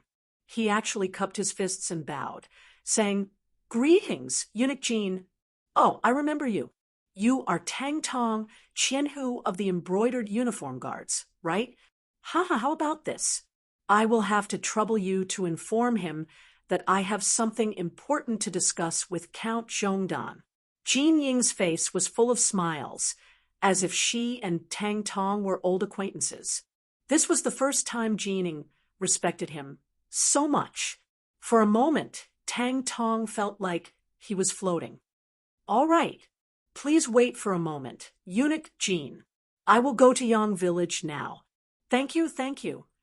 As Jining finished speaking, Tang Tong had already mounted his horse. He turned and galloped in the direction of Yang village. Yang Si brought Chao Jixiang and the others to the inner courtyard of Yang village. Yang Lu stood there. He raised his hand and blocked their way. "What are you doing?" Yang Lu's action caused one of the embroidered uniform guards to draw his spring-embroidered knife. But just as he drew his steel knife, he felt pain in his arm. Blood splattered. His right hand holding the knife had been hit by the first guard hidden on the roof of Yang village. The steel knife fell to the ground. The guard's pained cry rang out. "You have 3 breaths' time to shut up. Otherwise, the next hit won't be your arm, but your head." Yang Lu reached out his right hand and gestured a pistol. He chuckled as he spoke to the embroidered uniform guard who dared to draw his knife. Although Yang Lu was smiling when he spoke, the content of his words was so terrifying that the embroidered uniform guard immediately shut his mouth. He allowed the pain to break out in a cold sweat. He didn't dare to make the slightest sound. That's more like it. Our count doesn't like to see people using weapons. So, it's best that you cooperate with the inspection. Come, raise your arms and take out your weapons. Yang Lu walked in front of Chao Jixiang with a twisted smile. Chao Jixiang knew that Yang Lu wanted to search him. Although he didn't have any weapons on him, this action was a form of contempt. This made him very unhappy. But since he was here, he had to abide by the rules. Especially since there was already an example in front of him, he didn't dare to play any tricks. Only after letting out an unhappy snort, he still cooperated with Yang Lu's inspection in the end. After searching for a while and not finding any dangerous items on him, Yang Lu nodded and spoke to Yang Si. "Fourth brother, I'll bring him in." "No problem. I also need to keep an eye on the front in case anyone tries to play any tricks. As for these two, just stay here obediently. Remember, if you dare to do anything untoward, I guarantee that your heads will explode in the next second." After Yang Si agreed, he intimidated the 2 embroidered uniform guards who had followed him. Then he mounted his horse and rushed out of the manor. Just as Yang Si rode out of the manor, he saw Tang Tong riding a horse towards him. "Stop! Why aren't you keeping an eye on the front? Why are you running into the manor?" Tang Tong was still a Qianhu of the embroidered uniform guards and wasn't considered a member of the Yang Xie's new army. Naturally, he couldn't enter the manor as he pleased. "Brother Yang Si, eunuch Jining is here." He's just 5 li away and says he wants to see the count. When Tang Tong saw Yang Si, he didn't know why he felt nervous. Perhaps he was worried that if he didn't perform well, something would fly out of nowhere and kill him. So what if he's here? What's there to be surprised about? Wait here first. I'll report this matter to the Count. Yang Si, who was very dissatisfied with Tang Tong's performance, rolled his eyes and pointed to the ground. He meant to tell Tang Tong that he could go up to this point.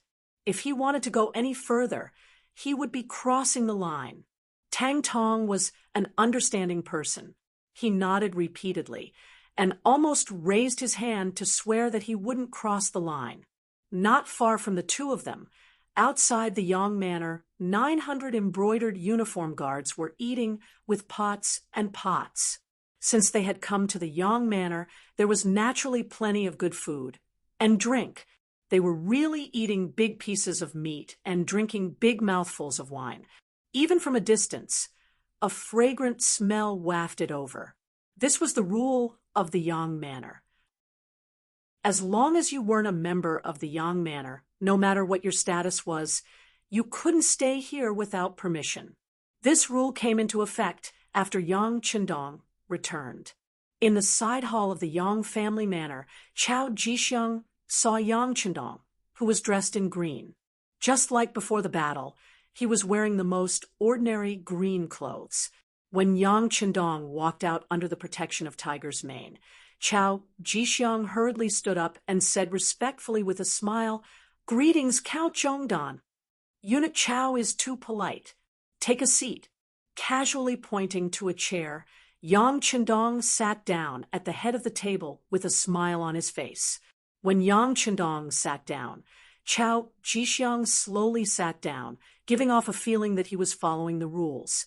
But the more he acted like this, the more Yang Chendong felt that this person wasn't simple, and the more cautious he became. After both parties sat down, Yang Chendong took the initiative to speak. "I believe Eunuch Chao is here to ask about Ingzong's whereabouts." "He, this count can tell you that the emperor is fine. He eats well and sleeps well. He is on his way to the capital. It's just that." Hearing that Ingzong was fine, Chao Jixiang's face revealed a happy smile. Dai Zong had already put Jin Ing in an important position, so it was impossible for him to put him in an important position. But with Ingzong, if Wang Zhen died, he would have a chance to be promoted. But after hearing Yang Chendong's words, his originally smiling face became tense. But what does Count Zhongdan mean by just that? Sigh. With a long sigh, Yang Chendong pretended to bemoan the state of the universe and the fate of mankind, and said, "But now that there is an emperor in the capital, I really don't know what will happen to Ingzong when he returns." Yes. After hearing this, Chao Jixiang's face became much more unsightly. Now that there was a new substitute emperor, Zhu Qiyu, in the capital, why would Zhu Qizhen return at this time? It was impossible for there to be two emperors in a single dynasty. One of them was destined to leave the throne. Although Ingzong had been the emperor for a long time, Dai Zong now occupied the capital, controlled the army, and had the initiative. If they really fought, it was unknown who would win. Chapter 160. If Ingzong won, everything would be fine. But if he lost, wouldn't he be doomed as well? The stakes were too high. Human lives were at stake.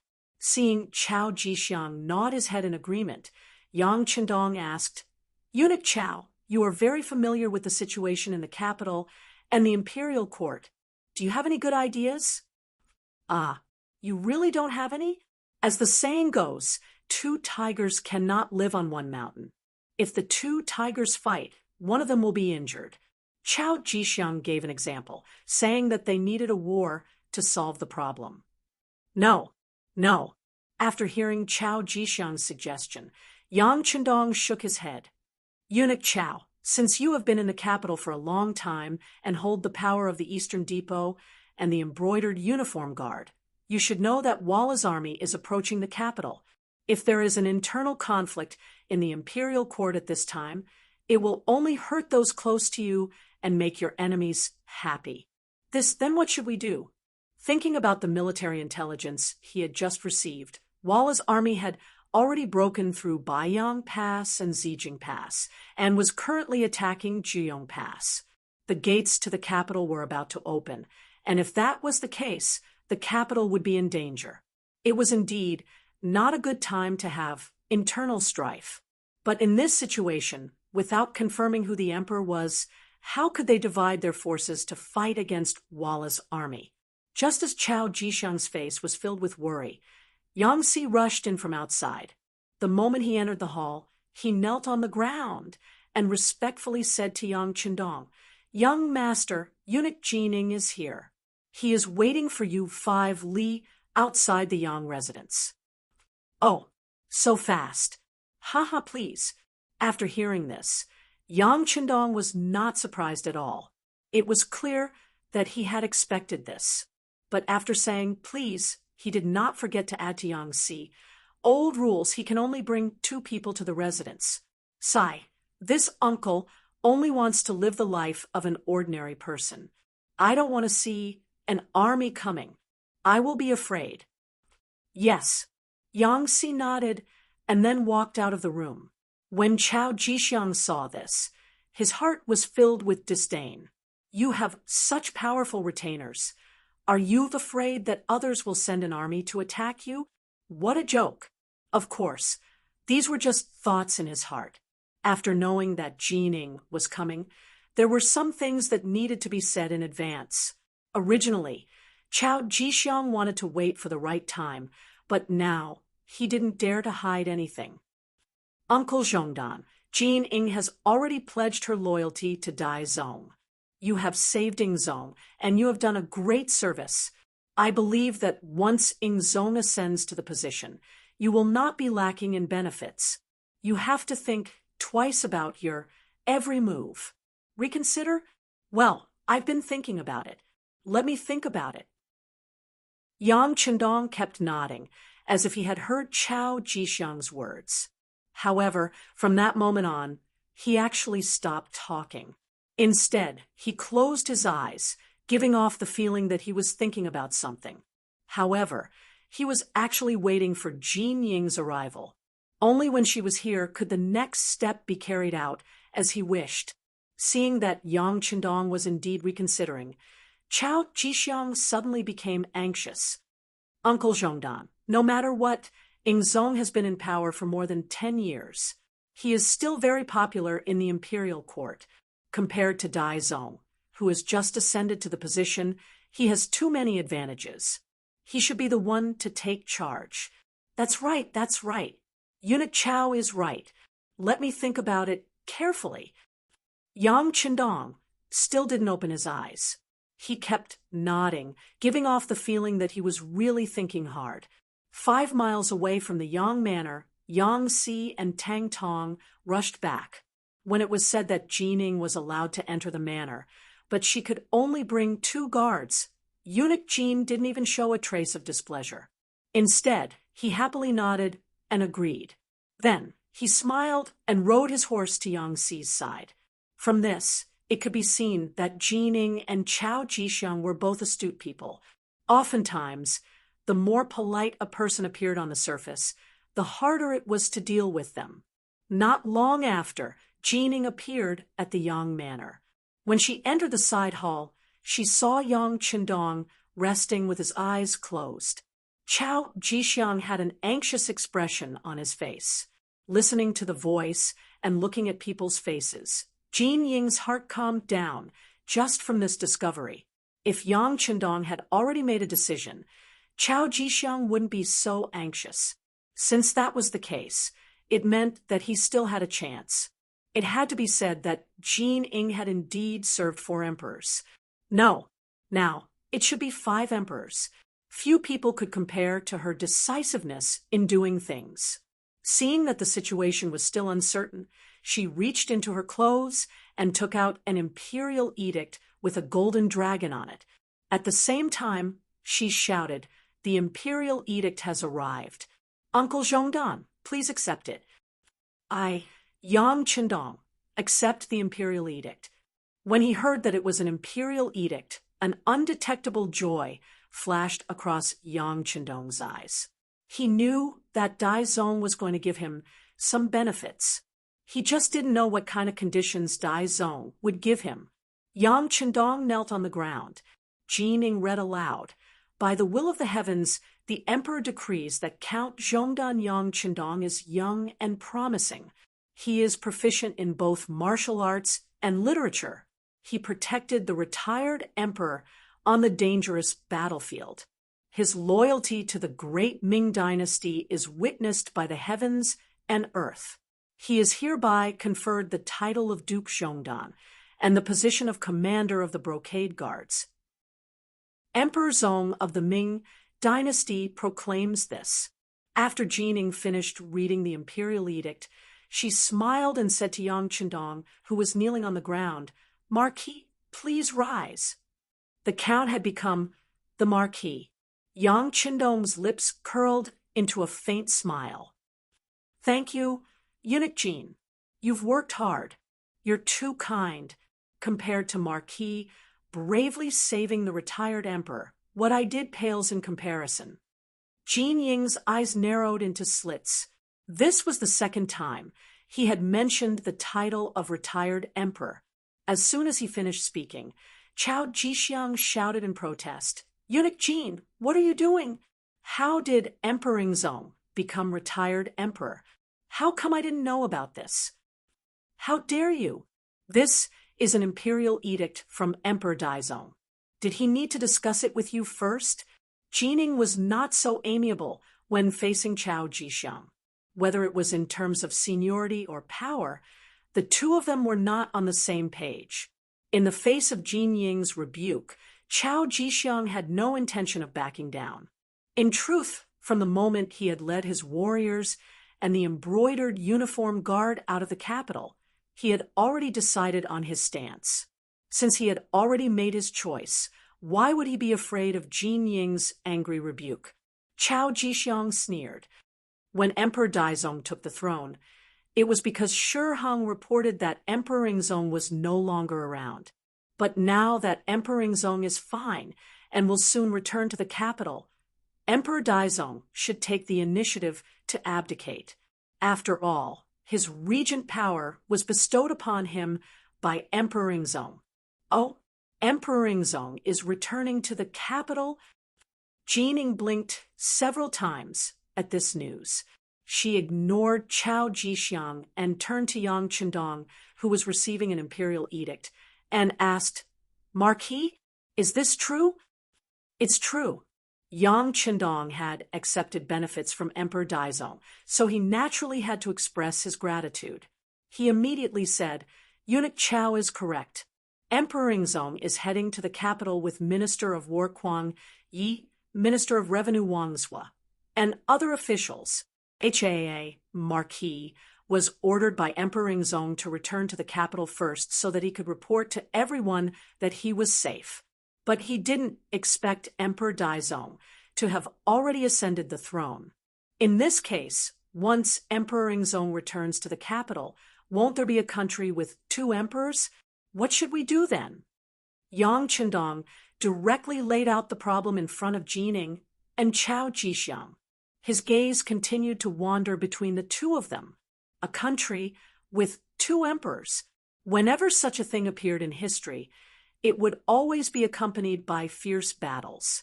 How could a mountain contain two tigers?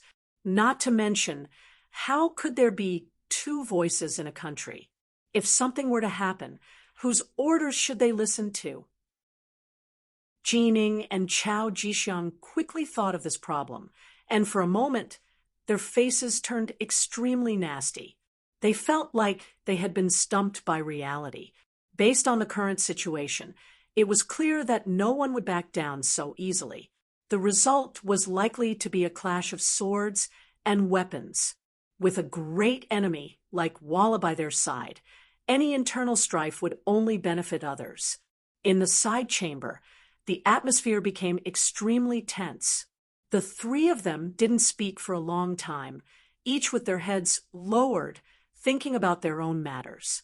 Yang Qindong also had his head lowered, but he wasn't thinking about anything.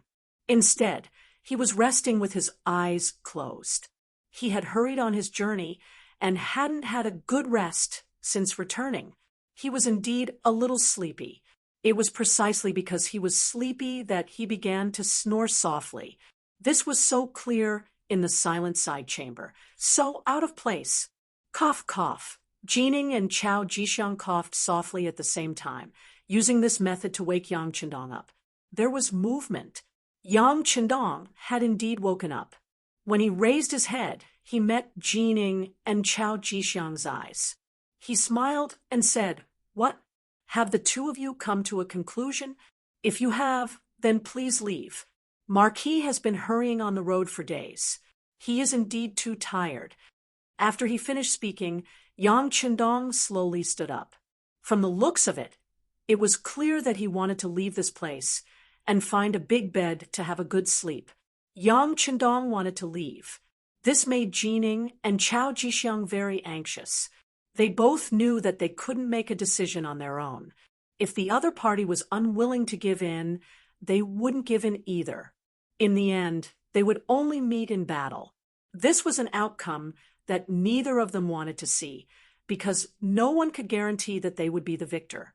After thinking about it, he still needed Yang Qindong to be a partner, or a middleman to give a balanced and reasonable way to deal with it. Since that was the case, how could they let him leave?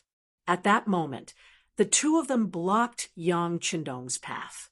"Marquis, we can't come to a conclusion. Can you please show us the way?" Chapter 161. You want me to lead the way? You trust Marquis that much? Yang Qindong was already familiar with his current identity. He spoke without missing the word. Ho! Jining and Chao Jixiang were not displeased at all. On the contrary, they both nodded solemnly with serious expressions. "AI, if that's the case, then Marquis will say a few words." As he spoke, Yang Qindong returned to his seat at the head of the table. All right. Let's ask Marquis to say a few words. No matter what your decision is, Emperor Daizong will seriously consider it and thank you." Jining quickly expressed her determination. At the same time, she brought up Daizong's identity. Chao Jixiang naturally did not want to fall behind. He immediately said, "That's right. Marquis, please give us an idea. Emperor Ingzong was saved by you. I'm sure His Majesty will agree and be grateful for your decision." The two of them were equally matched.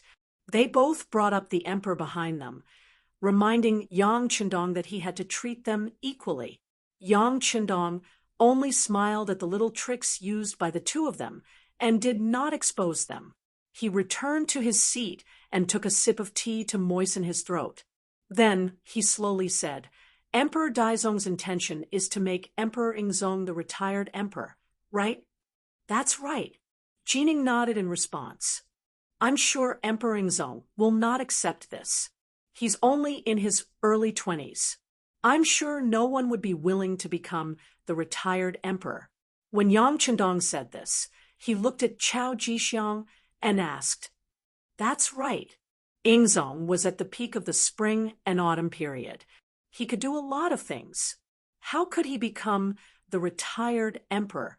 Chao Jixiang also couldn't help but nod, praising Yang Qindong's words.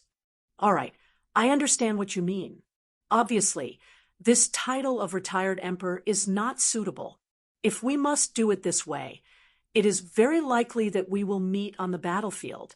When that time comes, the only thing that will be lost will be the vitality of my great Ming dynasty, and the ones who will die will be the warriors of the great Ming dynasty. But don't forget that Walla's army is on its way to the capital. Once it breaks through Juyong Pass, the gates to the capital will be wide open. At this time, we can't afford to be unstable. Otherwise, we'll be hurting our friends and rejoicing our enemies, right?" That's right. Jining and Chao Jixiang both nodded in agreement with Yang Qindong's analysis of the situation. Yes, since we can't fight, and we can't fight, then we can only negotiate. How about this? The acting great emperor doesn't need to talk about the retired great emperor. This will definitely not work. Yang Qindong was very satisfied with the cooperation of the two. This saved him a lot of effort. That's right. Marquis is wise. Chao Jixiang could tell from these words that Yang Qindong was siding with Zhu Qizhen, so he hastily agreed. This made Jining, who was at the side, a little unhappy. What's wrong? We just promoted you to Valiant Marquis, and you're not even speaking for the acting great emperor? But before Jining could object, Yang Qindong turned to her and said, the acting great emperor can't possibly abdicate the throne to Emperor Yingzong, who lost to the enemy on the battlefield, right? When Yang Qindong said that Emperor Yingzong was a defeated emperor, Jining was extremely happy, and she immediately agreed. Yes, it's only Marquis, who has sharp eyes that can see through everything. Ha ha! Yang Qindong only chuckled at this not-so-clever flattery, not minding it at all. Instead, he continued, then this matter is already extremely clear. Everyone has their own reasons, and both of you are emperors of the 9 and 5. Relying on the capital alone won't be enough to satisfy your needs. Why not shift your gaze elsewhere? Why must you stick to one place? The great Ming doesn't just have one major city, the capital. Ah, what is Marquis' intention? When Jining and Chao Jixiang heard this, they were stunned. They did not understand what Yang Qindong meant. Ha, this isn't Marquis' intention. The two of you asked me for advice, so I had no choice but to come up with this idea. Of course, this idea might not be very clever, but if eunuchs don't think it's appropriate, you can just pretend that Marquis didn't say anything. Yang Qindong chuckled, putting on a nonchalant expression. In fact, this result was within his expectations. In fact, he had already made preparations for this when Yingzong set out for the war. Yang Qindong had come up with the idea, but he didn't want to take the blame. Jining and Chao Jixiang were both shrewd people, so how could they not understand the meaning behind these words? The two of them immediately nodded. Yes, we asked Marquis for the idea. None of this matter has anything to do with eunuch. Very good. Since that's the case, I'll add a few words. Since the capital can only have one emperor, why can't Emperor Yingzong give up this place? For example, if you go to the capital of Nanjing, the climate there is pleasant, and it's no less prosperous than the capital. It already has other palaces and palaces. It truly is a place where dragons flourish. Under their gazes, Yang Qindong finally revealed the ultimate goal of his plan, which was to divide the great Ming dynasty into two. Go to Nanjing? Chao Jixiang's eyes widened. It seemed that this result was completely out of his expectations. It was also something that he had never thought of before.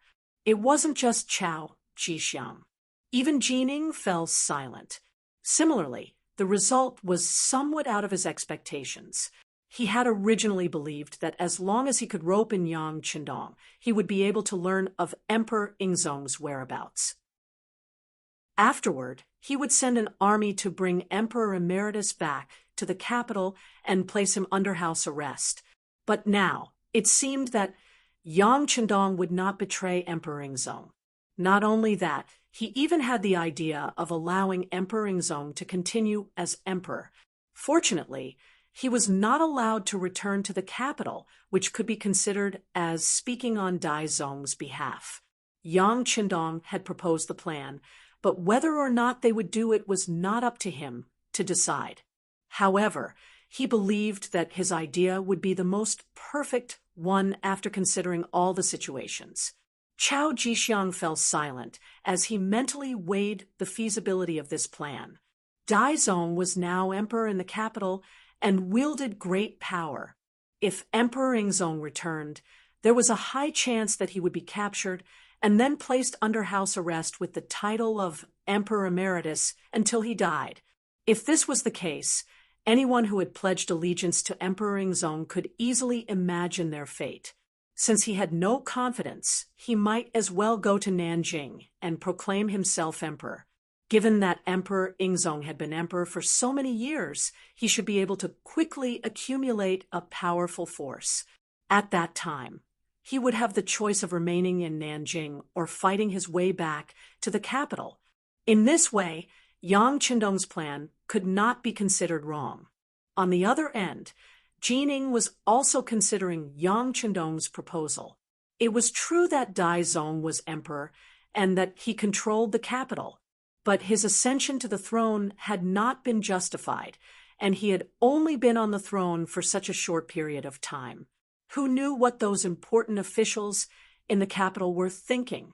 If they supported Emperor Ingzong, wouldn't Daizong's position be at risk? If that was the case, what sort of role would he be playing, and where would he go? Speaking of which, even if Daizong won, he would probably be riddled with wounds, perhaps even greatly weakened. What strength would he have left to resist the Walla's army? And if he was ultimately defeated by the foreigners, he would not have a good end either. It was better to just let Emperor Ingzong proclaim himself emperor in Nanjing. As long as he developed well, there was no need to worry about the day when he could reunite the country. Daizong would have more time to prepare, and Jining would be able to obtain even more benefits. The two of them had different thoughts, but their final decision was the same. After some thought, Chao Jixiang made a temporary decision. Okay, I agree. This duke will do his best to persuade Emperor Ingzong, but there are still some conditions. For example, the families of Kuang Yi and the other important officials are still in the capital and need you to let them go. In addition, if other officials are willing to go with Emperor Ingzong, you are not allowed to stop them. Everything is up to them. This was a temporary decision because Chao Jixiang could not represent Emperor Ingzong. He could only act as a lobbyist. Jining had also made her decision. She felt that Chao Jixiang's conditions were reasonable, but she stated that she would have to go back and consult Daizong Emperor Zhu Qiyu before she could give a final answer. In front of Yang Qindong, the two of them discussed a few general issues, but they did not discuss the details. This was because they were both keenly aware that anything that was too detailed would end in the end. Both sides would have to send representatives for more detailed discussions before they could reach a conclusion. This included the territories under the jurisdiction of the two emperors. Yang Qindong was only responsible for the two of them. As for whether they succeeded or not, and what else they had to do after they succeeded, he would not interfere. By doing all this, he already had suspicions that he had exceeded his authority. He did not want to interfere in every matter and end up being hated by others. Although Jining had not learned of Ingzong's whereabouts from Yang Qindong, she had managed to protect Daizong's position and returned satisfied. She left Chao Jixiang alone in the side hall. He had to see Emperor Ingzong before he could do anything. Marquis will arrange for someone to lead you to Emperor Ingzong. You can do as you see fit. Oh, right. When you leave, remember to bring Empress Qian with you. I think she will cooperate with you to do some things. Looking at Chao Jixiang, who was standing there with a longing expression, Yang Qindong left these words before he got up and left the side hall. Now that he had succeeded, he could finally have a good rest for a few days. Of course, some people might ask, why did Yang Qindong give up such a good opportunity to control the emperor and give it to Chao Jixiang when he already had actual control over Zhu Qizhen? This was where Yang Qindong was smart. Mingzong had ascended to the throne, and Ingzong was naturally weaker. In addition, Yang Qindong had played a balancing role in the middle. It could be seen that in the future, no matter who it was, it would be very difficult to have the great Ming dynasty alone. Since Ingzong was no longer the one and only emperor whose words carried enormous weight, why did Yang Qindong want to hold him in his hands and make him the target of public criticism? With an emperor by his side, he would have to ask for instructions from time to time, and he would even have to kneel. How could it compare to the pleasure and satisfaction of being an independent third party? Chapter 162. Chao Jixiang had some ability. Once he developed, he wouldn't be too far off from Wang Zhen. But it was precisely because he had the ability that he could better assist Zhu Qizhen. Otherwise, if he was an idiot, it wouldn't be long before he was eaten up by Jining. The sixth young master didn't want either side to become stronger.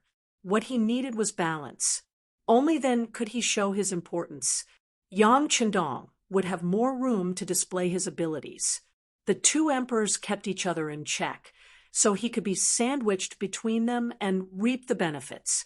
Now that the matter is settled, the next step is to prepare for the war. That's right. Is there any news from Crimson City? Yang Chendong returned to the study and looked at Tiger's Mane. They're already on their way to the capital.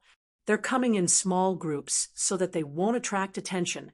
Tiger's Mane knew what Yang Chendong was asking about and respectfully replied. The sixth young master, who had grown up with him, was now Marquis. The young master wasn't even 20 yet, but his future was bright. Tiger's Mane wouldn't be a nobody if he followed such a master. All right, I understand. The young master is sleepy. If there's nothing important, don't call me. Yang Chendong waved his hand and walked toward the bedroom next to the study. Hu Yen, Qiao Yin, and the others had been waiting there for a long time. Although they might not be able to do anything with them around, it was still better to be with beauties than with those incomplete eunuchs who only knew how to fight for power. On the Road 5, li away from the Yang clan manor, the bustling scene had disappeared. After Jining and Chao Jixiang left, Tang Tong, who had stayed behind, was also taken away. Tang Tong had chosen to leave with Jining. This was Yang Chendong's intention. He didn't keep idle people here. Unless it was Yang Xie's personal army, he couldn't be at ease with anyone guarding the Yang family manor. As for who Tang Tong would choose to leave with, Yang Chendong didn't ask. Instead, he left the decision to himself. When Jining and Chao Jixiang had both extended an olive branch to him, he had ultimately chosen to return to the capital with Jining. His subordinates had all settled down in the capital, and if he were to go somewhere else, the morale of the army would be shaken.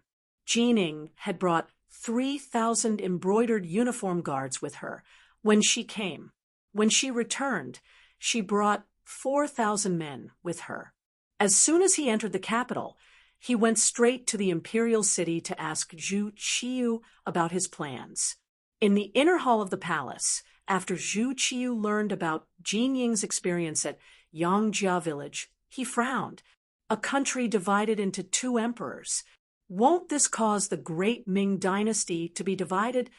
No matter what, Zhu Qiyu was still a descendant of the Zhu family. He also valued the Zhu family's country very much.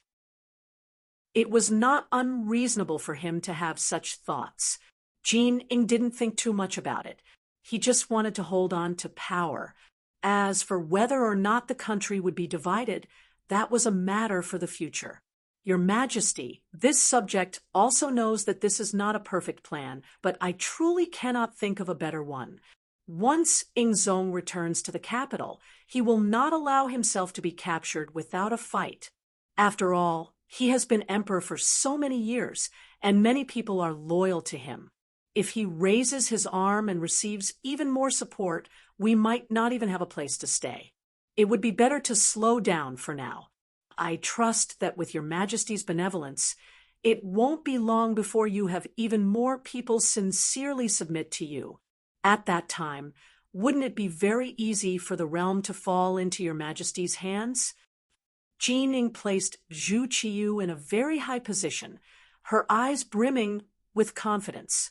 These words spurred Zhu Qiyu on, filling him with confidence for the future. Fine, this is all we can do, but we still need to prevent even more officials from leaving with Ingzong. We will leave this matter to you." Jining patted his chest and promised, "Your Majesty, be at ease. This subject will definitely not allow any more officials to leave the capital." This was a chance to prove himself. If he did a good job, Daizong would naturally think highly of him. He did not dare to be the slightest bit careless. Hebei's Baoding Prefecture, a strategic town more than 300 li from the capital of the Great Ming Dynasty. At this time, Zhu Qizhen was resting here under the protection of Yang Wu and Xiao Feng. Now that he was in Baoding Prefecture, he was able to obtain some news from the capital. When he heard that his younger brother, Zhu Qiyu, had ascended to the throne and taken the title of Emperor Jing, Zhu Qizhen's rage was easy to imagine. He had kindly allowed his brother to supervise the country, but now that he was gone, his brother had proclaimed himself emperor and seized all his property. No one would be able to accept this. Logically speaking, he should have charged back to the capital and questioned his brother about what he was up to. But this was not a child's play. If it was not done well, he was afraid that he would not be able to return alive. Zhu Qizhen suppressed the anger in his heart and stopped at Baoding Mansion, waiting for Yang Qindong to send back the news. In the Tumul Fortress incident, Zhu Qizhen had seen how formidable Yang Qindong was. His actions could be said to be a model example of preparing for a rainy day. This was especially true for this mercenary army. On their way here, they had killed almost all the threats in the bud. Just based on what he saw, he didn't know how many groups of Vala cavalry had been wiped out before they could discover them. Their methods were powerful, their training was thorough, and their movements were nimble. Not even the elites of the Great Ming Dynasty could compare to them. After Yang Qindong left, Zhu Qizhen had communicated with Xiao Feng many times, hoping to use this army for his own use. He had even tried to tempt them with the promise of a beautiful future, but the results were not very good. After interacting with them, he realized that this was an army that only recognized money and not people. According to Xiao Feng, as long as you gave them money, they would work for you. As for promises, they could forget about them. They were far less practical than money. Moreover, because of Zhu Qizhen's status, Xiao Feng's hiring fee was 3 times that of Yang Qindong's. In other words, for every mission, a group of 100 people would need at least 3 million taels of silver, and this was the kind that had to be paid in advance. The army had been defeated, and all their weapons had been lost. Where would Zhu Qizhen find the money to support such a large expenditure? He could only think of transferring money from the national treasury after entering the capital. But now that Zhu Qiyu was the emperor, he could forget about the national treasury. This made Zhu Qizhen feel even more dejected. At one point, Zhu Qizhen even had to consider where he would go in the future. If Yang Qindong did not care about him, what would he do? He would not even have the ability to protect himself. This worry disappeared without a trace 3 days later. Chao Jixiang arrived, and with him were 3,000 embroidered uniform guards. Under the lead of Beta Persei, Chao Jixiang successfully reported to Ingzong. As soon as he saw Ingzong, he immediately knelt on the ground and shouted, "Long live the emperor!" At this moment, Zhu Qizhen felt a sense of superiority. He even had the thought of bringing an army to the capital to seize the throne. Just as this thought appeared, he saw Xiao Feng and the others leave. The heroic spirit that had just appeared in his heart disappeared without a trace. After seeing the strength of this mercenary army, he began to despise the embroidered uniform guards in his heart. Chao Jixiang arrived, and after seeing Ingzong and the 9 officials, he gave them a detailed account of what had happened in the capital. At the end, he even mentioned that Yang Qindong had been made a marquis, and his idea of 2 emperors ruling the country. 2 emperors ruling the country. After hearing Chao Jixiang's recount, Minister of War Kuang Yi and Minister of Revenue Wang Zhuo glanced at each other. How could they not know that doing this would be tantamount to splitting the great Ming dynasty? However, what better way was there to deal with this than now?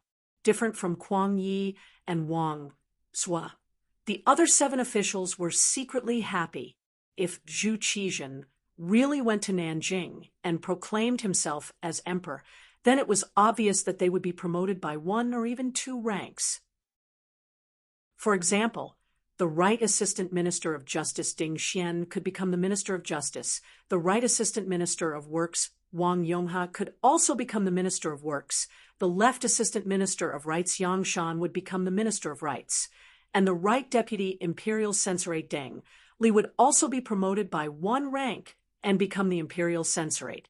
This was a real benefit. Originally, they had lost the battle together and were prepared to be demoted or even lose their positions. Now, they could even be promoted by 1 rank. Who wouldn't be happy? After the officials received the benefits, they would naturally try to persuade Zhu Qizhen to go to Nanjing and proclaim himself as emperor. Regarding this, Zhu Qizhen did not immediately make a decision. Instead, he said that he needed to think about it. Empress Qian also came. Mao Mu had taken over the role of the eunuch of Xing, and he had served the empress well and had gained her trust. In this small courtyard of Baoding Mansion, the husband and wife met. Empress Qian's tears flowed out uncontrollably. "Empress, don't cry. I'm fine." Holding Empress Qian's arm, Zhu Qizhen's face showed a rare trace of gentleness. "Well, as long as the emperor is fine, as long as the emperor is fine. I think it's better for the emperor to go to Nanjing and proclaim himself as emperor. No matter what, you can be safe for a while." Empress Qian took the initiative to talk about moving south, which was completely different from her usual politics. Zhu Qizhen was very curious about Empress Qian's dissuasion. "Why does the emperor say so? Did others teach you?" "No." Empress Qian shook her head. "Your concubine has lived in the palace for a long time and has seen that the Mastiff King has managed the imperial city well, and with the assistance of eunuch Jining and the others, he now holds great power. If the emperor were to go to the capital, there would definitely be a major battle. In this case, the odds are against you." Originally, Zhu Qizhen had thought that Empress Qian had been instigated to say such words of dissuasion. Now, hearing this, Zhu Qizhen understood that the situation in the capital had truly changed. Even the empress, who rarely asked about politics, could sense it. As he cursed Zhu Qiyu, Jining, and the others for being shameless, he began to consider the matter of moving south. That night, Zhu Qizhen appeared in front of Chao Jixiang and the other officials, his face radiant. He said that he agreed to move south, but he could not let the Mastiff King off so easily. He wanted to go to the capital to ask for people and money, as well as the families of the officials, especially Crown Prince Zhu Jianshan, to be brought out of the imperial city. As long as Zhu Qizhen agreed, the other officials naturally would not object. After 2 days of discussion, they came up with a plan. In the end, Chao Jixiang led 1,000 embroidered uniform guards to escort Kuang Yi and Wang Zhua to the capital to negotiate with Zhu Qiyu. Chapter 163. The capital. News suddenly emerged that Zhu Qizhen did not die on the battlefield. It was only a substitute for Hu Ben that had died. This news was like a gust of wind that had grown wings, quickly reaching the homes of the officials. For a moment, many of them were shocked and at a loss of what to do. 5 days after the news appeared, Kuang Yi and Wang Zhua, who had followed Ingzong to the battlefield, entered the capital under the protection of 1,000 embroidered uniform guards. Their appearance confirmed the news. Soon after, another piece of news appeared. Ingzong would not return to the capital and would instead accompany Nanjing to proclaim himself as emperor. For a time, the great Ming would have 2 emperors ruling together. For a good country to have two emperors, although they were both surnamed Zhu and shared the same ancestor, it could not be considered a split. However, as time passed, the situation would naturally develop. Many far-sighted officials could see this fact. However, before they could wonder why such a change had occurred, another piece of news appeared that made them dizzy. Yingzong would need many officials to proclaim himself as emperor in Nanjing. If any of the officials in the capital were willing, they could follow Kuang Yi and Wang Zhou to Nanjing to take up their posts. Should they pledge loyalty to the current substitute emperor Zhu Qiyu or the previous emperor Zhu Qizhen? This was a choice that was placed in front of the officials. For a moment, each of the officials began to make their own calculations and began to consider the gains and losses in this matter. Compared to the officials in the capital who had to make a choice about their future, Yang Qindong in the Yang family manor was very carefree. He spent his days writing and painting in the manor or improving his relationship with his women. He was extremely busy.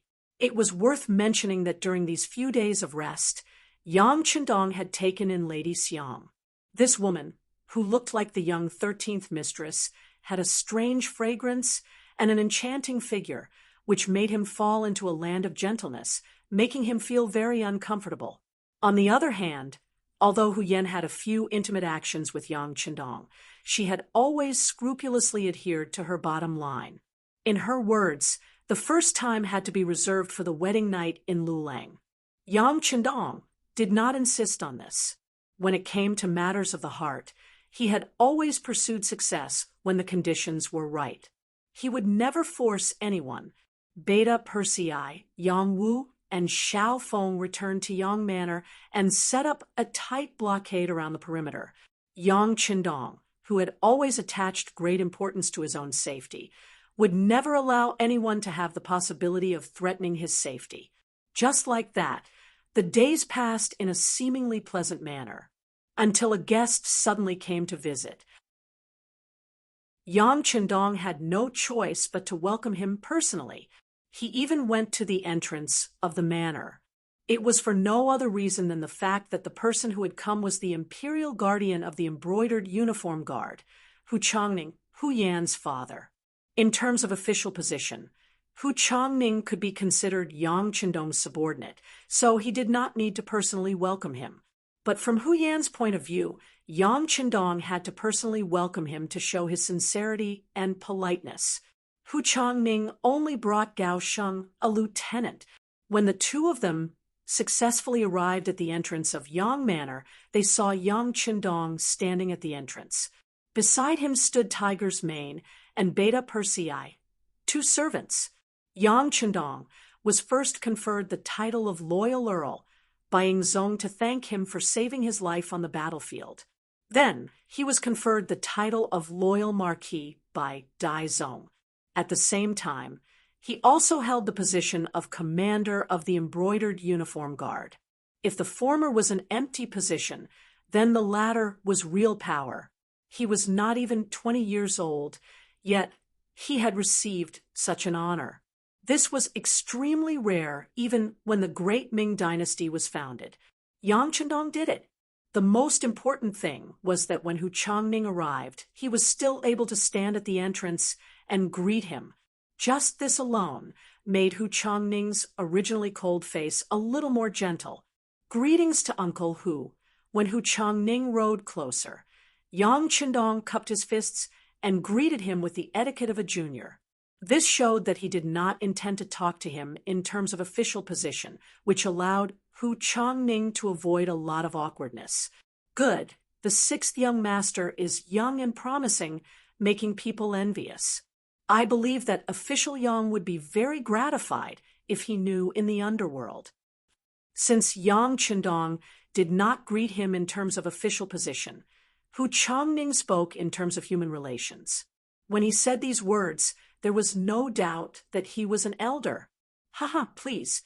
Yang Qindong smiled at Hu Changning and then made an inviting gesture. Beta Persei took the initiative to lead the horse, and the uncle and nephew walked side by side from the entrance to the Yang clan manor. In the main hall, the guest and the host sat down, and Xiao Yin personally served tea to Hu Changning. He couldn't help but take a few more glances at this maid who had been serving Yang Chendong since childhood. Sure enough, she was very beautiful. Seeing Xiao Yin, Hu Changning naturally asked about his daughter. When he found out that Hu Yan had secretly left home and went to the Yang clan manor, her father was naturally furious. But at the time, Dai Zong had just ascended the throne, and because he was afraid that the officials below him would cause trouble, he was confined at home and could not go out. Later on, when the situation was not so tense, the news of Yang Chendong's return spread to the capital. Moreover, he heard that there were several storms outside the Yang clan manor, making it impossible for him to come.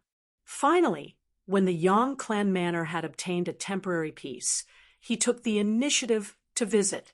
First, he wanted to see his daughter. If possible, it would be better to bring her back. After all, Hu Yan's actions at the time could be called world-shocking. Second, he wanted to ask Yang Chendong about Ying Zong's situation. More importantly, he wanted to know what choice the Hu clan would make in the dual emperor reign. When he saw Xiao Yin, Hu Zhangning opened his mouth and said, "My beloved daughter has accompanied the Yang family's seventh sister to the Yang manor for some time now. Her grandmother and mother miss her very much. Would it be possible for her to return to the Hu estate with me?" Accompanying Yang duo to the Yang clan manor was just an excuse. After all, a girl's reputation was very important. In the face of Hu Changning's tactful request to bring Hu Yan back, Yang Chendong naturally had no reason to refuse. "Okay, Xiao Yin, go inform Yan to return to the Hu estate." Oh, Xiao Yin agreed and turned to leave. However, the bystanders couldn't see that there was a trace of reluctance on her face. Ever since Yang Chendong called the girls together and made a few requests, they became a group of fighting. They really were like sisters. They already had very deep feelings for each other. The news of Hu Changning's arrival at the Yang clan manor quickly spread to the rear court. Hu Yan was clearly a bit out of her wits. After adapting to life in the Yang clan manor, she didn't want to go back. However, she knew that Yang Chendong had no reason to refuse her father. Xiao Yin saw that Hu Yan was worried and volunteered to serve tea in the front hall. She wanted to inquire about the news. She didn't expect that the young master would so readily agree to Hu Changning's request. How could she not be disappointed when Xiao Yin left and only Yang Chendong, Hu Changning, and Tiger's Mane were left in the room? Lord Hu showed a hesitant expression. "Uncle Hu, if you have something to say, just say it. There are no outsiders here." When Yang Chendong said there were no outsiders, he naturally meant Tiger's Mane, who was always in charge of protecting him. "Ha, it's actually nothing much. I'm sure the sixth young master already knows about the dual emperor rule. However, I don't know what your choice will be. Will you go to Nanjing or continue to stay here?" Hu Changning asked with an awkward expression. No matter what, he was a man of 40 years old. When he encountered something, it was fine if he didn't have any ideas. However, he actually wanted to ask Yang Chendong, who was much younger than him. This made him feel a little embarrassed. However, this was what his father, Hu Ming, wanted. Hu Ming's original words were, "Ask the loyal marquis whether you want to go or stay." This matter was originally caused by him. I'm sure he already has a judgment. Thus, this trip to the Yang clan manor was made. Picking up his daughter was only one of the reasons. His true goal was to find out what Yang Chendong's intentions were. Yang Chendong pointed at himself, then chuckled. "Of course I can't leave. There's the Yang clan manor here, and there's the sky beyond heaven, and the immortal abode in the capital. If I leave, I'm afraid that these properties will be seized by others.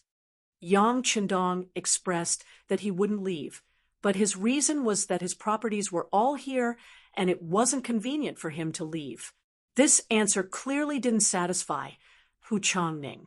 Ha! I'm sure the sixth young master has made quite a bit of money these days. Why would he care about this little bit of silver? That's true, but who in this world would complain about having too much money? Isn't that right, Uncle Hu? Yang Qindong maintained his usual smile. It seemed incomparably sincere, but it was impossible to tell what he was thinking. Yes, yes. Hu Changning couldn't see through Yang Qindong's thoughts, so he could only smile. But after smiling, his expression began to fluctuate. It was clear that he was wondering whether or not he should directly ask Yang Qindong what the Hu clan should do in the face of two emperors. Asking too much would only make him seem incompetent, but before he came, his father had repeatedly warned him that he had to ask Yang Qindong's intentions. If it was just for the sake of face, wouldn't he have made this trip in vain? Wouldn't he have failed to live up to his father's expectations? Hu Zhongning, who had something on his mind, looked unhappy and even had some entanglements. All of this was seen by Yang Qindong. He knew that this was his future father-in-law, so he couldn't not give him face. He smiled and took the initiative to ask, "Uncle Hu, what do you and Grandpa Hu think about the matter of two emperors?" He really didn't want to call Yang Qindong Grandpa, but given their seniority, Yang Qindong had no choice but to do so. But when he did, he still felt a little awkward. Hu Changning hadn't thought about this. He was just worrying about how to ask this question. And now that Yang Qindong had taken the initiative to ask, he was immediately overjoyed. In truth, I would like to hear Honorable Nephew's opinion on this matter. I can't speak of an opinion, but if I must, I would like to give Uncle Hu 4 lines of poetry, Yang Qindong said with a smile. Chapter 164. What are the 4 sentences? Hu Zhongning's interest was piqued. Everyone said that Yang Qindong was a genius. Presumably, the following words would not disappoint him. Sure enough, after Yang Qindong pondered for a moment, he slowly opened his mouth and said, "If he is strong, then he is strong. If he is strong, then he is strong. If he is tyrannical, then he is tyrannical. The moon shines over the river." This was the record of the 9 yang divine art in the heavenly sword and dragon saber. It meant that no matter how strong or fierce the enemy was, one could treat it as a breeze blowing over the mountain. The moon shines over the river. Although it could affect one's body, it could not cause the slightest harm. However, how could one not harm one's body? It meant that in the face of the chaos of the outside world, as long as one stayed strong and worked hard to improve one's abilities in all aspects, one would be unharmed. Hu Ming was originally a capable official and had been the Minister of Rights for many years. It could be said that he had disciples all over the world. His son, Hu Zhongning, had also grown up. With this kind of strength, whether it was following Yingzong or Daizong, there would not be any problems. As long as he stayed within his position, no one could easily touch him. Not to mention, there was also Yang Qindong helping from the side. He would not watch as something happened to the Hu family. In history, even when Yingzong ascended to the throne, until his death, Hu Ming was still firmly seated in the high position of the Minister of Rights. It was not until he was over 80 years old that he resigned from his position after Yingzong succeeded in seizing the family. From this, it could be seen that he was originally an evergreen tree in the bureaucracy. How could anyone move him just because they wanted to? Hu Zhongning did not think so much at this time. He was still repeating the 4 sentences that Yang Qindong said. After pondering over it, a smile slowly appeared on his face. Obviously, he had understood Yang Qindong's meaning. He was warning him that the most important thing was to improve his own strength. As for whether he followed Yingzong or Daizong, he could do it with ease. Many thanks. After understanding everything, Hu Zhongning immediately cupped his fist and bowed to Yang Qindong. Yang Qindong naturally could not accept it. He immediately bowed back. Then, the two looked at each other and smiled. After Hu Zhongning got the result he wanted, he left. Hu Yan also left with him. When she left, her eyes were filled with reluctance. Yang Qindong felt very sorry for Hu Yan. Seeing her get into the carriage and about to leave, he suddenly cupped his fists to Hu Zhongning and said, "Uncle Hu, in a moment, nephew will send someone to the Hu estate to discuss marriage. Please allow me to marry Yan. Hu Zhongning's expression faltered slightly upon hearing this before a look of elation appeared on his face. Good, good. I'll go back and tell father, mother, and Yenner's mother about this. Thank you for your trouble. Yang Qindong continued to thank him with cupped fists. When he looked towards the carriage, Hu Yan's face was already flushed red. It was impossible to tell if she was happy or excited. Tiger's mane saw everything. He walked up to Yang San and patted him on the shoulder. All right, the more casual young master is with you, the more he doesn't treat you as an outsider. You should be happy. Also, can't you see how busy the young master is? The wedding is near, and the young master has to personally plan and participate in everything. It's a pity that there's not much we can do to help. By the way, when the young master is celebrating, there can be no accidents. If anyone has the intention to cause trouble, there's no need to report it. Just kill them. If there's any responsibility, I'll bear it. Yes, there won't be any mistakes. Don't worry, Chief. When Yongsan said this, his eyes narrowed and a cold aura emanated from his body. Without Yang Qindong, he wouldn't be where he was today. If anyone dared to cause trouble on the wedding day, they'd definitely be tired of living. Soon, they'd become a corpse without any warmth. Yongsan left quietly, just like how he had come. Even in the Yang manor, very few people had seen him, and even fewer people knew of him. He was also the strongest hidden chess piece in the Yang family system. Usually, he wouldn't appear in front of everyone, but once he appeared, it often meant that something important was going to happen. Yang Qindong didn't ask when Yang San left. At this time, he was teaching the servant Yang Si how to use the camera. That's right, the camera. This was something that shouldn't appear in this era because Yang Qindong's wedding had been taken out. If there was something good, it had to be used. Only in this way could its value be reflected, although taking out the camera was indeed a bit too shocking. In order to leave this beautiful memory and commemoration, Yang Qindong still did it without hesitation. As soon as this camera that could capture a person's shadow appeared, it immediately attracted a lot of exclamations. If Yang Qindong hadn't been prepared, Yang Si, who had just received it, would have directly thrown it to the ground. People in ancient times were very superstitious. They believed that the shadow was also an important part of the body. They even believed that their 7 souls and 6 spirits could be hidden in it. Now that this thing could clearly capture a person's shadow and even project it, it was no wonder that people were afraid. Xiao Yin was a bit braver. Of course, this didn't mean that she wasn't afraid of anything, but because her relationship with Yang Qindong was closer than others. Naturally, this question was left to her to ask. Young master, what kind of witchcraft is this? It can capture a person's shadow. Will it turn the person who is captured into an idiot? Yang Qindong's mouth was wide open. He was stunned by the question. Yang Qindong's ability to adapt was originally very strong, but he was still defeated by this sudden and unexpected question. Seeing that Xiao Yin didn't seem to be joking and had a very serious expression, he helplessly shook his head and explained, "This is an advanced product brought about by scientific advancement. As for the specific principles, I'm afraid that young master can't explain it clearly to you.